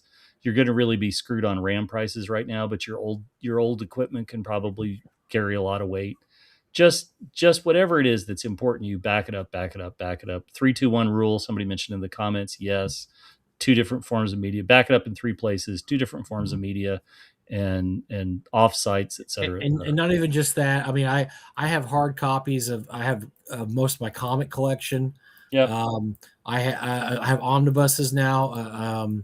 Yep. So I have backups of that. I have backups of everything I own RPG pretty much has a backup. If there's not one that existed, I've scanned it. I've scanned it in as a PDF. So I own everything. So someday when I move to a tiki hut, in off the coast of Montserrat, I can bring my little hard drive and I can pull up any RPG item I've ever owned, because it will be on my, it'll be on the file there. But yeah, I just, like I said, I've had this last couple weeks have really convinced me, and I've told my grandson this at a young age, because he was a big proponent of Xbox, the S version, which you don't load in the games. It's all downloaded. I have an S. I like it. It's really fast. But you know how many games I have on that, Jim? I have 3. Because that's all I'll trust there. I have Red Dead Redemption 2, I have Madden Football, and I have Fallout 76. And that's it. Because everything else I have a hard copy of, because you don't own. I don't own those games. I know I don't. I want to just cover one more thing, right? I read a really interesting comment. Some of you may or may not know. There's a science fiction author named John Ringo who has had a series of books that have been very successful about a virus that gets loose that essentially creates a zombie plague, and it's sort of Doug Pearson's is Doug's using a lot of all caps with us. We'll pay attention to that in a second. So John Ringo's written several books in a post-apocalyptic zombie-esque kind of universe. And somebody said, this is really, really grim. This is, pretty hard. And Ringo does a lot of research before he sits down to start typing. And he said, well, yeah, but I was doing research on what would it be like on Earth if there was a major Carrington event, which is a gigantic solar flare that not only wipes out the grid, right? And so to that point, we're talking about data backup. I would beg of you, if you're doing data backup, please, please, please. I'm not saying you need to build a Faraday cage, but you should have at least something of one of your backups in Ziploc bags, sealed, in more Ziploc bags, sealed, in something that is fairly impervious to weather / whatever, so that God forbid if there is, a power, like, we all have surge protectors, but that doesn't mean anything if something really catastrophic happens. But have your data as secure as you can possibly make it. I beg of you, right? Because you don't want to lose this stuff, right? Doug Pearson is like, don't trust flash drives with critical backups. Thank you, Doug. Any external hard drive, spinning disks, or solid state are both better than flash drives. Yes, because SSDs are amazing and they're speedy, but they have a limited lifespan. Same for flash drives. Don't get me wrong. You can go into Target now and you can get 1-2 terabyte drives, which is great for transporting data. Transporting, yes. But that's all.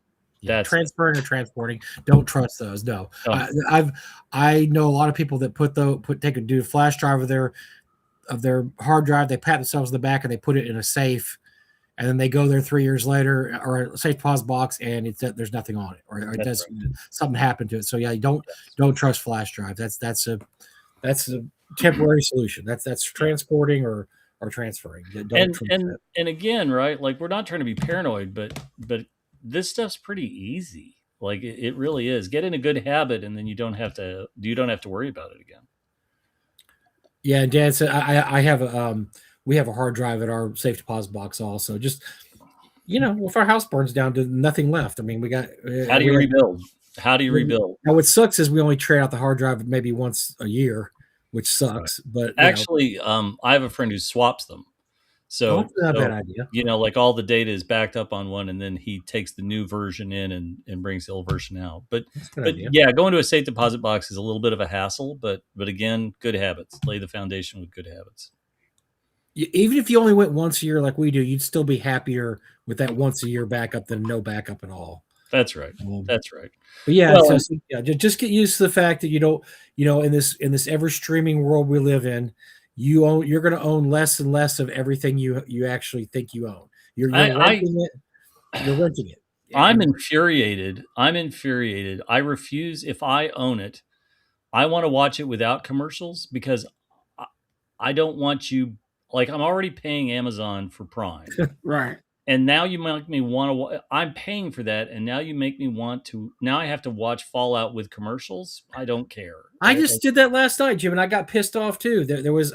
I'm sitting there getting intrigued by the Fallout show, and then they burst in with some stupid commercial, and I'm like, this was the whole point of cable when it came out in the 70s, was that you could watch this shit and not have commercials. It's just as bad as commercial TV now. It's no better than commercial TV. It's terrible. And that's everything. It's Netflix. That's all the thing. And so that's just the way it is. That's the way it is now. A fairy got its wings. That's pretty good. It's telling me something. I strangely enough, when I replied, Gillespie style Barrow Maze, I have yet to get a reply. This may be a revelation. You may have scared them off, which would be amazing. I don't know what OSR is. These weird Americans. What? I don't know.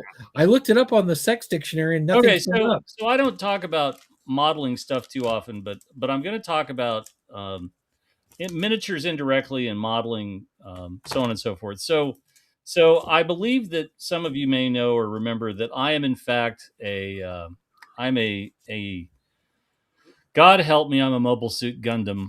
I'm a Gunpla guy. I'm a model kit guy. And so one of the things I wanted to talk about, this is applications both, if you're a Warhammer gamer and you've got some of the tanks and so on and so forth, some of the larger models. If you just build regular model kits and you like to sniff a lot of testers, good on you. But I wanted to talk about something called panel line scribing. And so you essentially, oh God, you're going to put me up there. So, well, you're opening something. So panel line scribing is essentially where you use small handheld tools that are chisels. Sorry, whoops, wrong hand. So these are chisels. Okay. Little steel chisels. Now this one is 0.075 millimeter This one is 0.1 millimeter. That gives you an idea of how tiny they are. But what's so cool is they make little steel guides.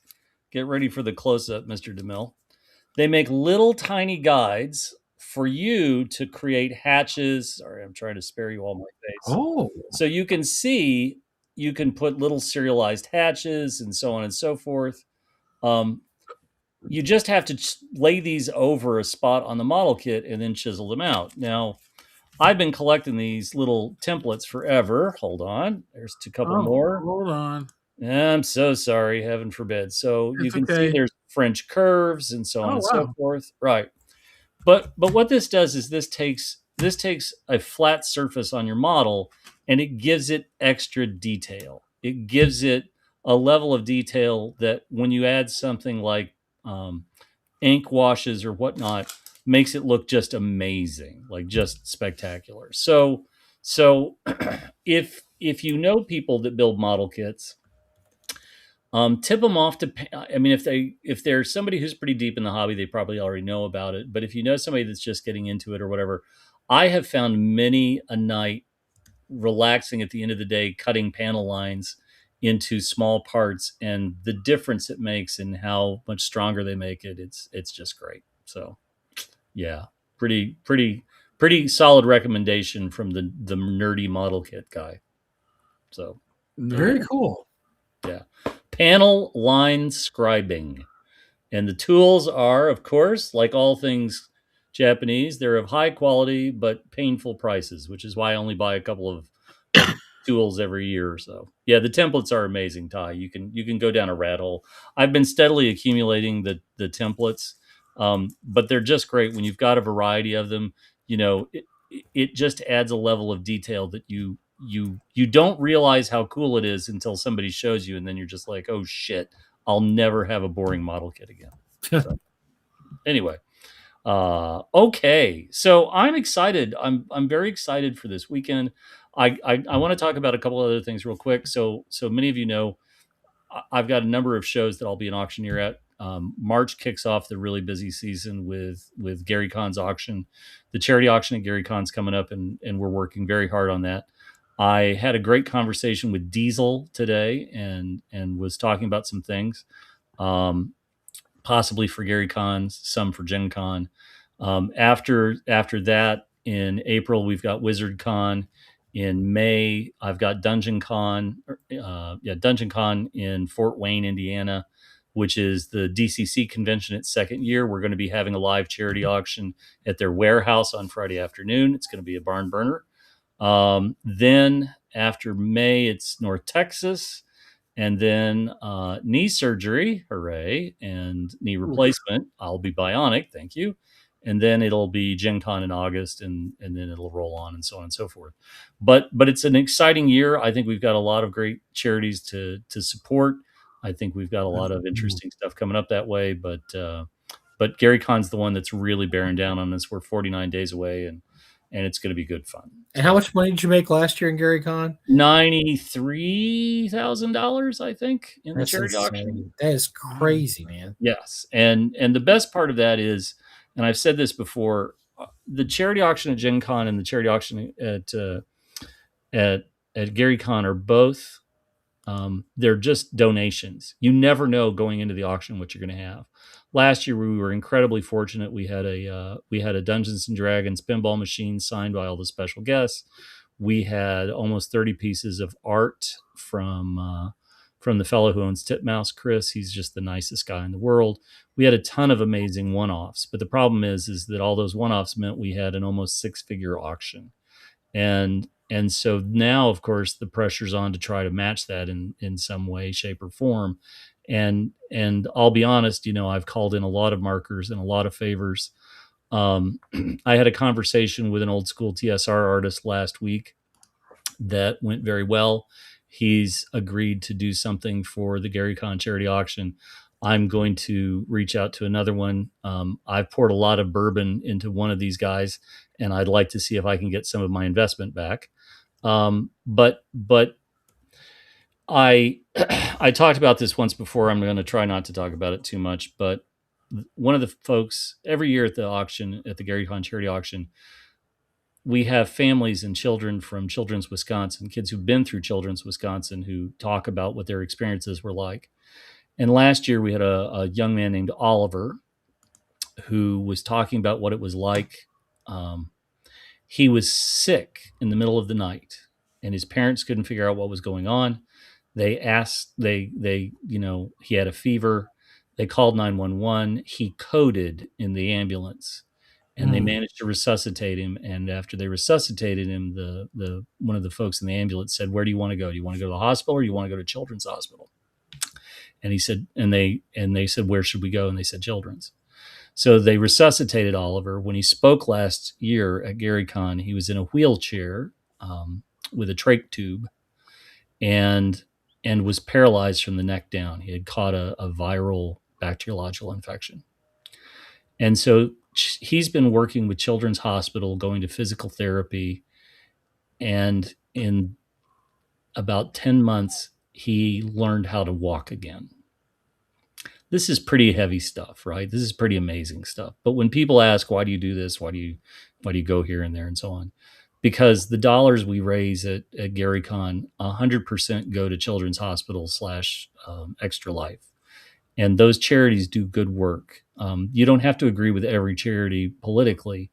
But as I said to somebody the other day, it's really easy to raise money for sick kids, because no matter where you are on the political spectrum, no matter where you are on the screaming at clouds contingent, it's really easy to support something like a little boy who all he wanted to do was learn how to walk again.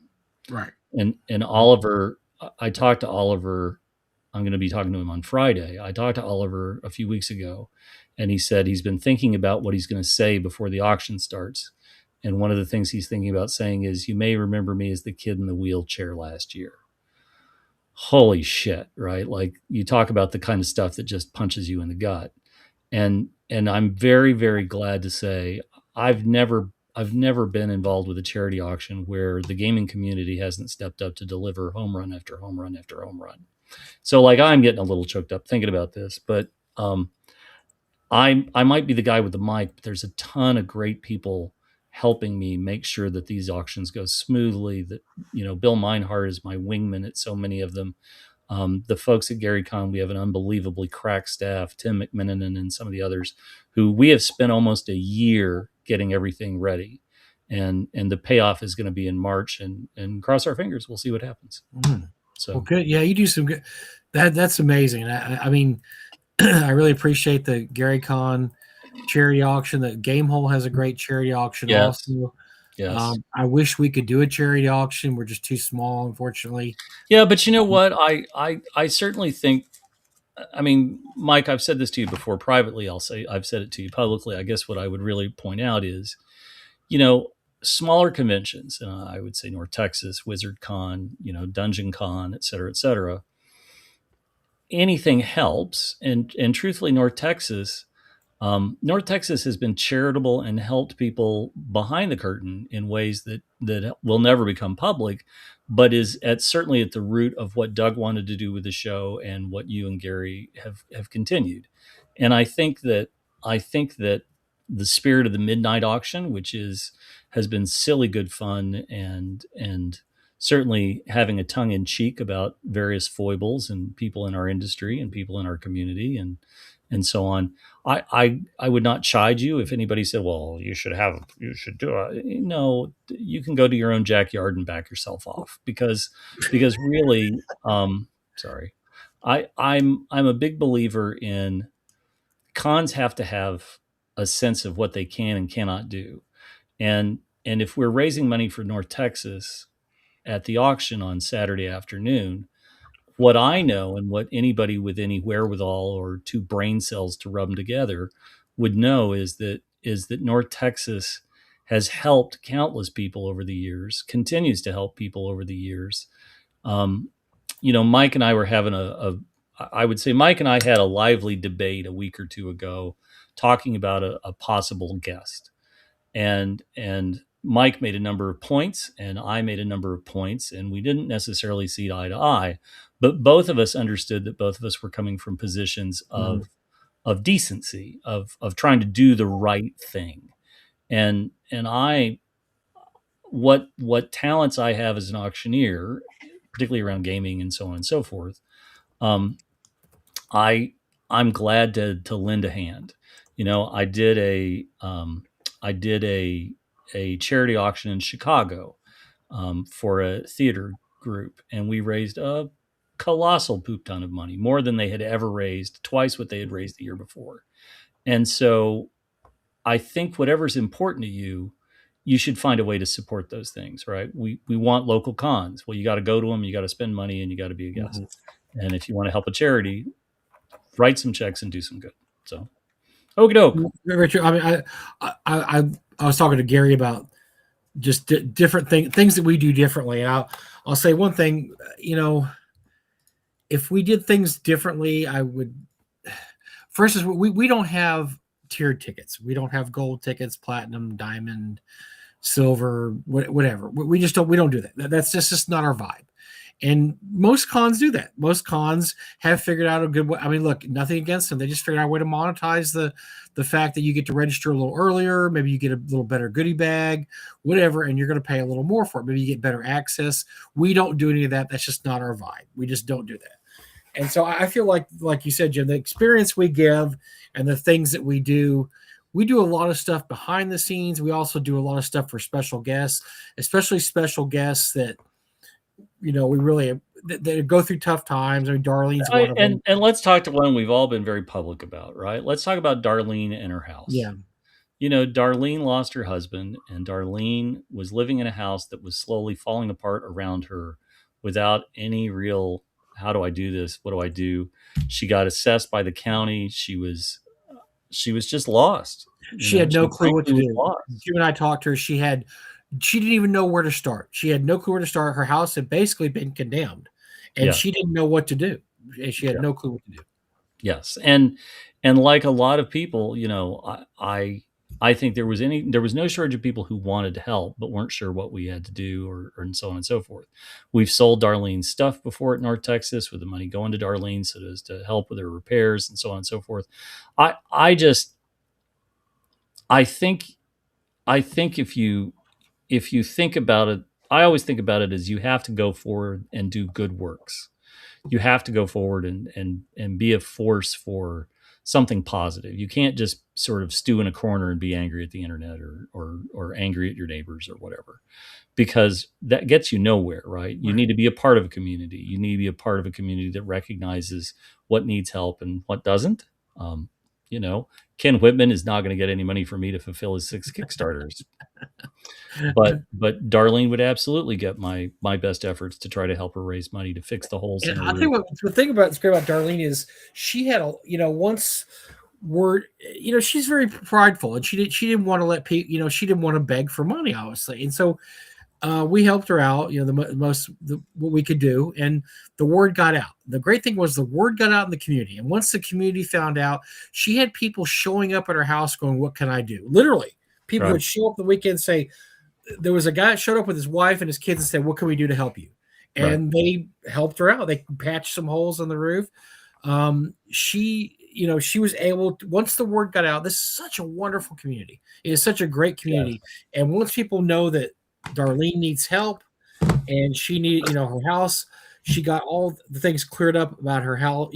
All it took was a visit to her city, the city, and they helped her out with the house, how to get her house under control. She had quite a few people show up at her house and do work for her. The people were just free. Some were paid for through well-meaning donors. And that's just so great about this community, man, is you just get the word out, and next thing you know, you got 20 people helping out. Like, what do you need? What do you need us to do? We'll do it. And, yes. And if you've ever been through the trials of having an older family member with a house that's sort of in ill repair, it's tough. It's really, really tough, right? And especially if you're long distance. I had many conversations with my hometown, the city office that handled things, my grandmother's house, trying to get stuff repaired and fixed and so on and so forth. And it's just tough.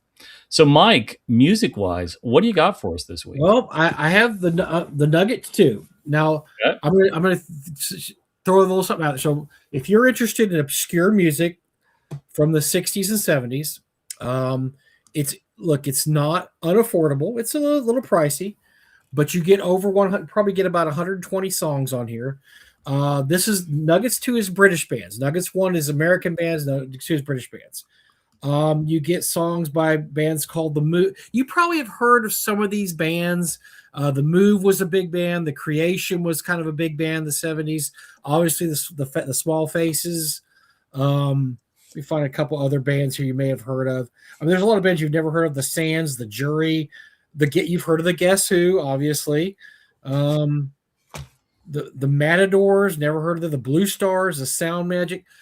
Every once in a while, you may hear a song like, God, I think I caught that on an oldie station once, but I didn't know the name of it, and I never heard it again. If you're not into, I don't like top 40 music. I'm not a top 40 guy at all. So when I was a kid in the 70s, I collected. There was a set called Pebbles. Pebbles was even more obscure than Nuggets. These were songs by people out of a little one-horse town in Texas that they sold 250 copies and it never surfaced again. And these rock historians would save these things. And so Pebbles was my first introduction. Then I found out about Nuggets. I went and got Nuggets.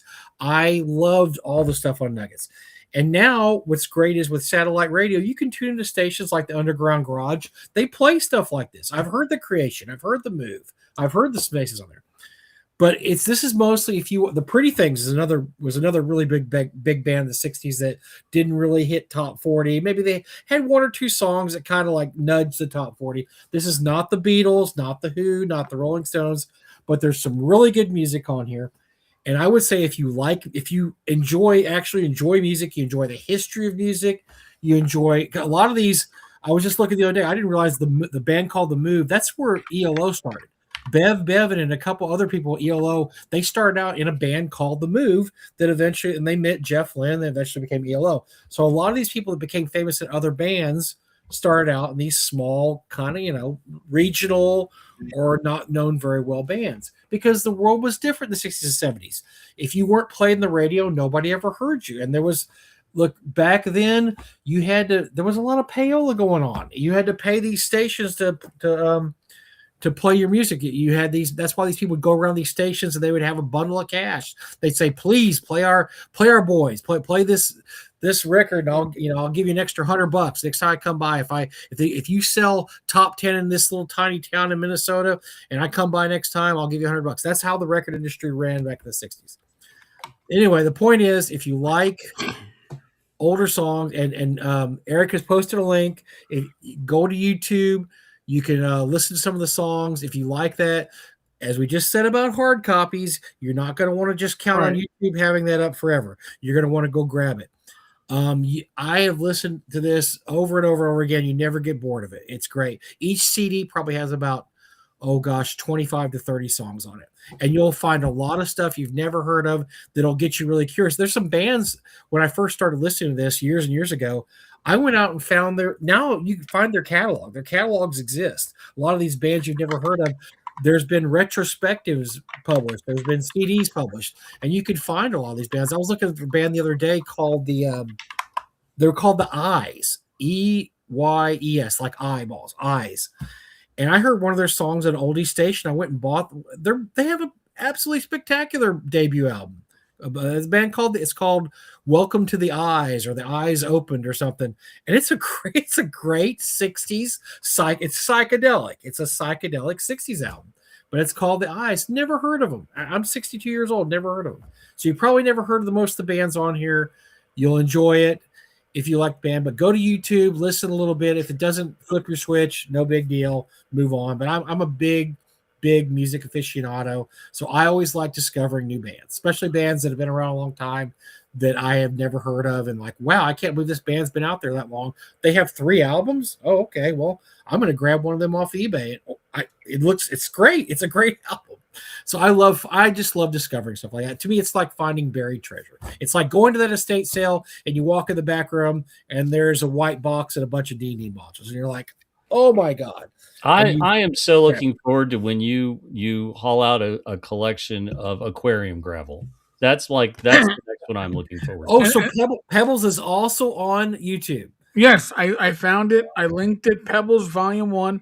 I don't know if the rest of the volumes are there, There's but like there's like 20 volumes. And let me tell you, so Pebbles, that like I said, if you like really raw stuff, some of this stuff sounds like it was cut in mom's back closet, and I mean it's really raw. But I found over the years there's some great songs on Pebbles. There was a friend of mine who was a lawyer and a rock star, and he moved to LA. And I would send him Pebble songs that nobody's ever heard of, that nobody even has the rights to. He took one of the Pebble songs and it became a minor hit on the West Coast. And he put it on one of his. He had like a little local thing. They could never find who wrote it or who had it. He just said, "Well, we're just going to put it out, and if they know who they are, they'll find us." No, never contact anybody. It's probably 4 stoner kids in Kansas in 1967, but he actually put it on their album they cut on the West Coast. I think it was called Go Ahead and Break Your Heart, or Break My Heart. It's a great song, great tune, but could never find the writer, the band. I mean, nothing exists in this band except this song that was on Pebbles that I sent him. He said, "We're going to do a version of that," and they did. It was great. So yes, Pebbles is if you're really into music and you don't mind a little fuzz, a little, maybe the guy drops the cymbals during the song, maybe somebody coughs. I'm struggling to follow this, but I'm gonna try. Okay. So I got 3 movies this week. All right, let's do it. Wizard Tower Games said, "You really like some obscure stuff, buddy? Put on your seatbelt." Nice. Because I'm about to take us on a journey.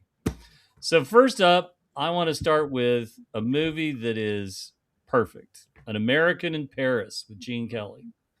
Now, wow. taking the idea, An American in Paris with Gene Kelly. What is spectacular about this movie? This is a movie that is the classic American musical. It culminates, and it has so many wonderful little bits in it where Gene Kelly's in love and he sings, "It's wonderful, it's marvelous." It's perfect. But it culminates with the Gershwin on American in Paris suite.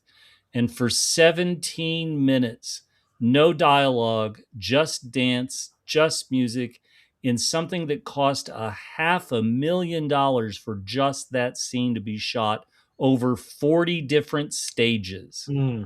It is spectacular. It is perhaps, I think, the epitome of the American musical, and it is perfect. I've actually never seen that movie, Jim. So I would beg of any of you, if you've never seen it, go to your library, get An American in Paris, and enjoy it. It's just great. But now let's jump up. So I think American in Paris was 1949. I think it was 49. Let's jump to 1986. Brace yourself, because we're going with Pretty in Pink. Oh wow. Who didn't love that? Right. Let's talk a great John Hughes movie, right? Ducky was an idiot, though. Pretty in Pink came out of the initial success of The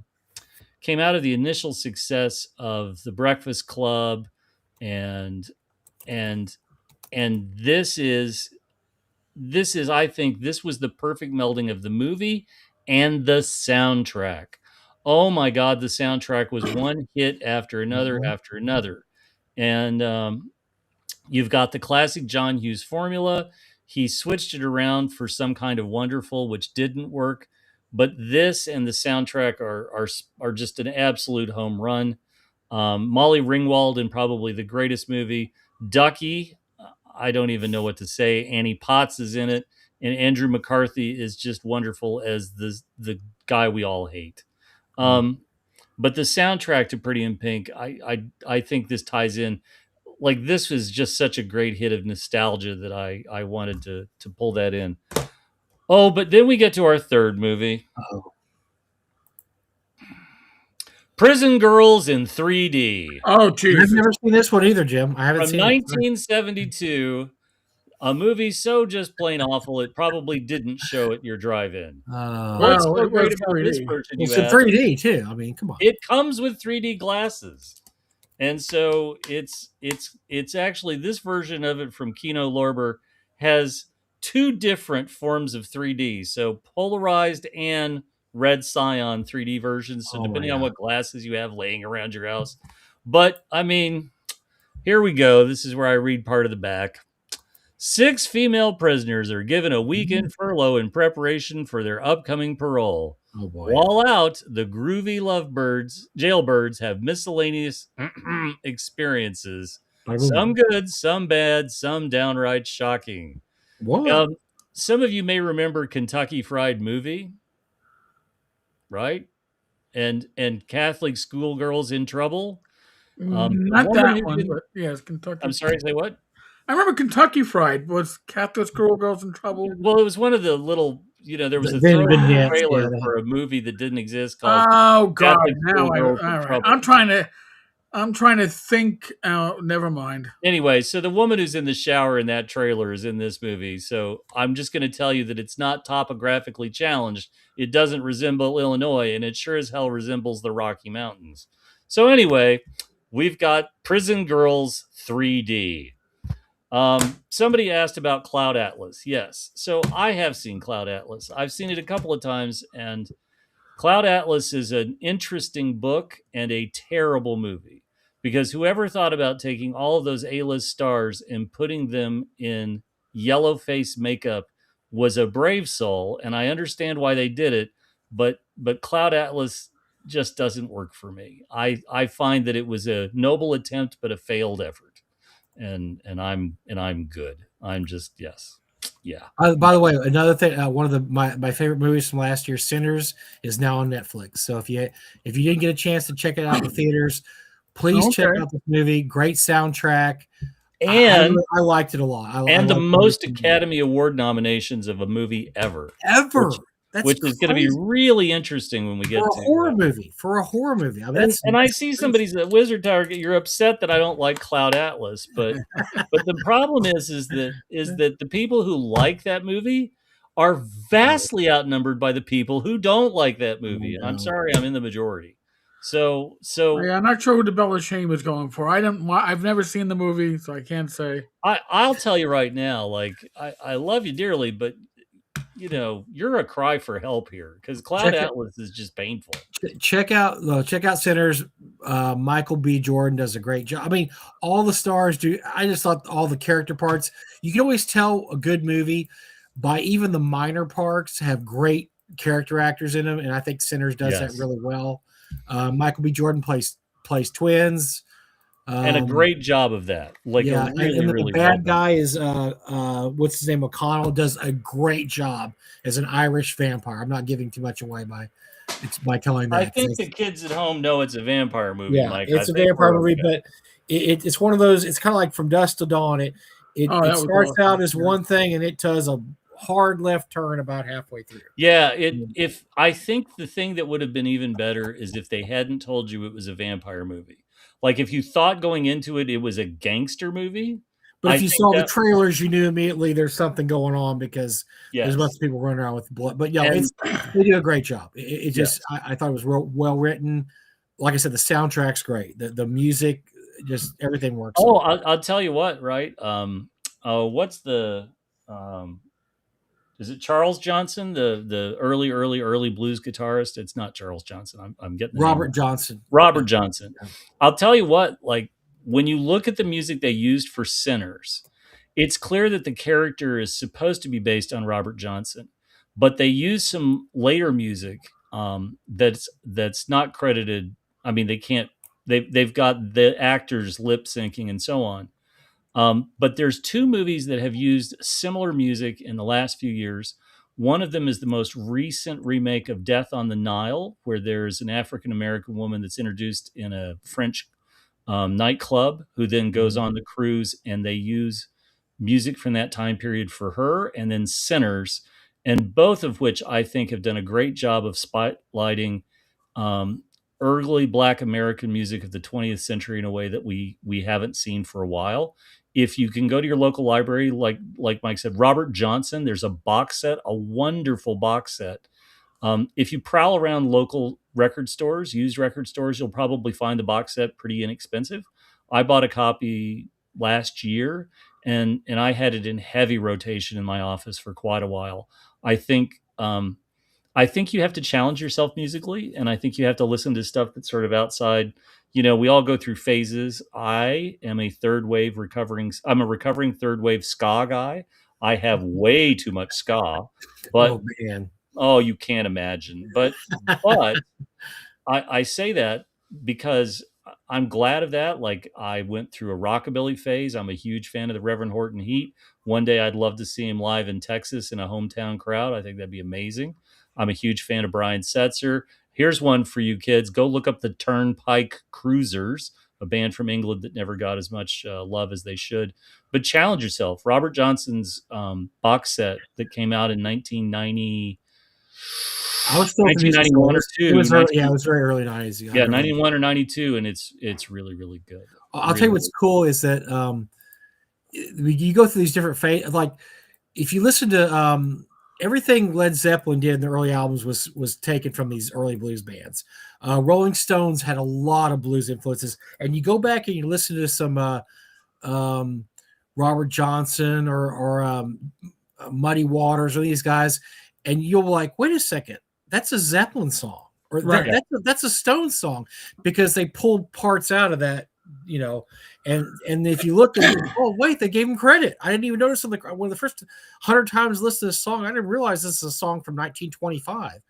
So that's one of the reasons. That's one of the reasons I understood why, but I always hated the Rolling Stones for suing the Verve over Bittersweet Symphony because they didn't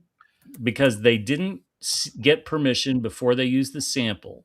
And Right. enough people protested that eventually the Rolling Stones reached a settlement. Instead of taking 100% of the proceeds of the song, I think it was 10 years, they relented and said, okay, fine, you can have your royalties. It was now. it was an asshole move, and I like to hopefully think that it was their lawyers that did this, and when they found out about it, they decided to, because I just can't imagine those guys eat, sleep, and wake up on a bed of money. I mean, come on, they don't need another cent.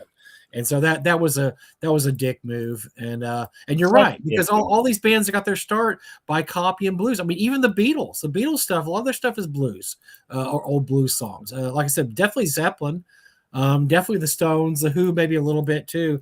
But a lot of these British bands, they were just totally infatuated with the Mississippi blues, and they used it in their songs, and they covered a lot of their songs, and they stole chunks of these songs. They pretty much stole. Oh God, Dirty Rotten. When somebody's talking about, we've been talking. Somebody mentioned Dirty Rotten Scoundrels in the movie, and God, it's perfect, right? It really, really is just the perfect movie. Yeah. Michael Caine and Steve Martin, both of them off of an incredible run of movies in the 1970s, and I'm even willing to look past Michael Caine in The Island, which was a truly awful movie. But again, such a perfect movie. And the best scene isn't even in the movie. It's from the trailer where they're walking along and you see Steve Martin push somebody off of the pier into the water. It's not even in the movie. They shot it for the trailer, and everybody remembers it in the movie, but it's not. It's actually in the trailer, and it's such a great movie. Wonderful movie. It is a good movie. Yeah, it's just perfect. So, hell of a show tonight. How close are we to 10,000, Eric? We are 16 away. So it should be sometime tomorrow. As a reminder, folks, tomorrow there's a live stream. Assuming we hit 10K, there's a live stream on Friday. Normally fifth Friday, no live stream, but we will do one if we hit 10K. Gamers Health on Saturday. There we go. Another live stream at 8 p.m. And a little bit of a news for those that have been following this channel or the blog for a while. Far West Far West is going to be crowdfunding on BackerKit in about 2 weeks. I have no idea if there's anything new, but if you want to see me posing with red hands and really bad art. Check it out. Well, maybe I'll prepare something for next week about that. Can they just give that up already? Come on. You know, Pinnacle did a great job in getting those books out. Right. Gotta give credit where credit is All due. right, Give all right. Shane a lot of credit. Where All credit right, is I give a lot of credit, but here's the thing: this is obviously you couldn't go back to Kickstarter because I'm guessing there's nothing new. I looked at the splash page. I've done Google searches, and there's nothing on this. So it looks like I would call it a cash grab, but there's only 30 people following the backer kit page, so it isn't all that much of a cash grab. Yeah, Yep. that's enough said right there. All right, folks. Hopefully we'll catch many of you tomorrow night, 8 p.m. And hopefully we are talking about 10K subs. I appreciate the support. Hey, I'm not backing it again. I waited like 10 years for the first one. Don't poke the bear. Don't poke the Please. bear.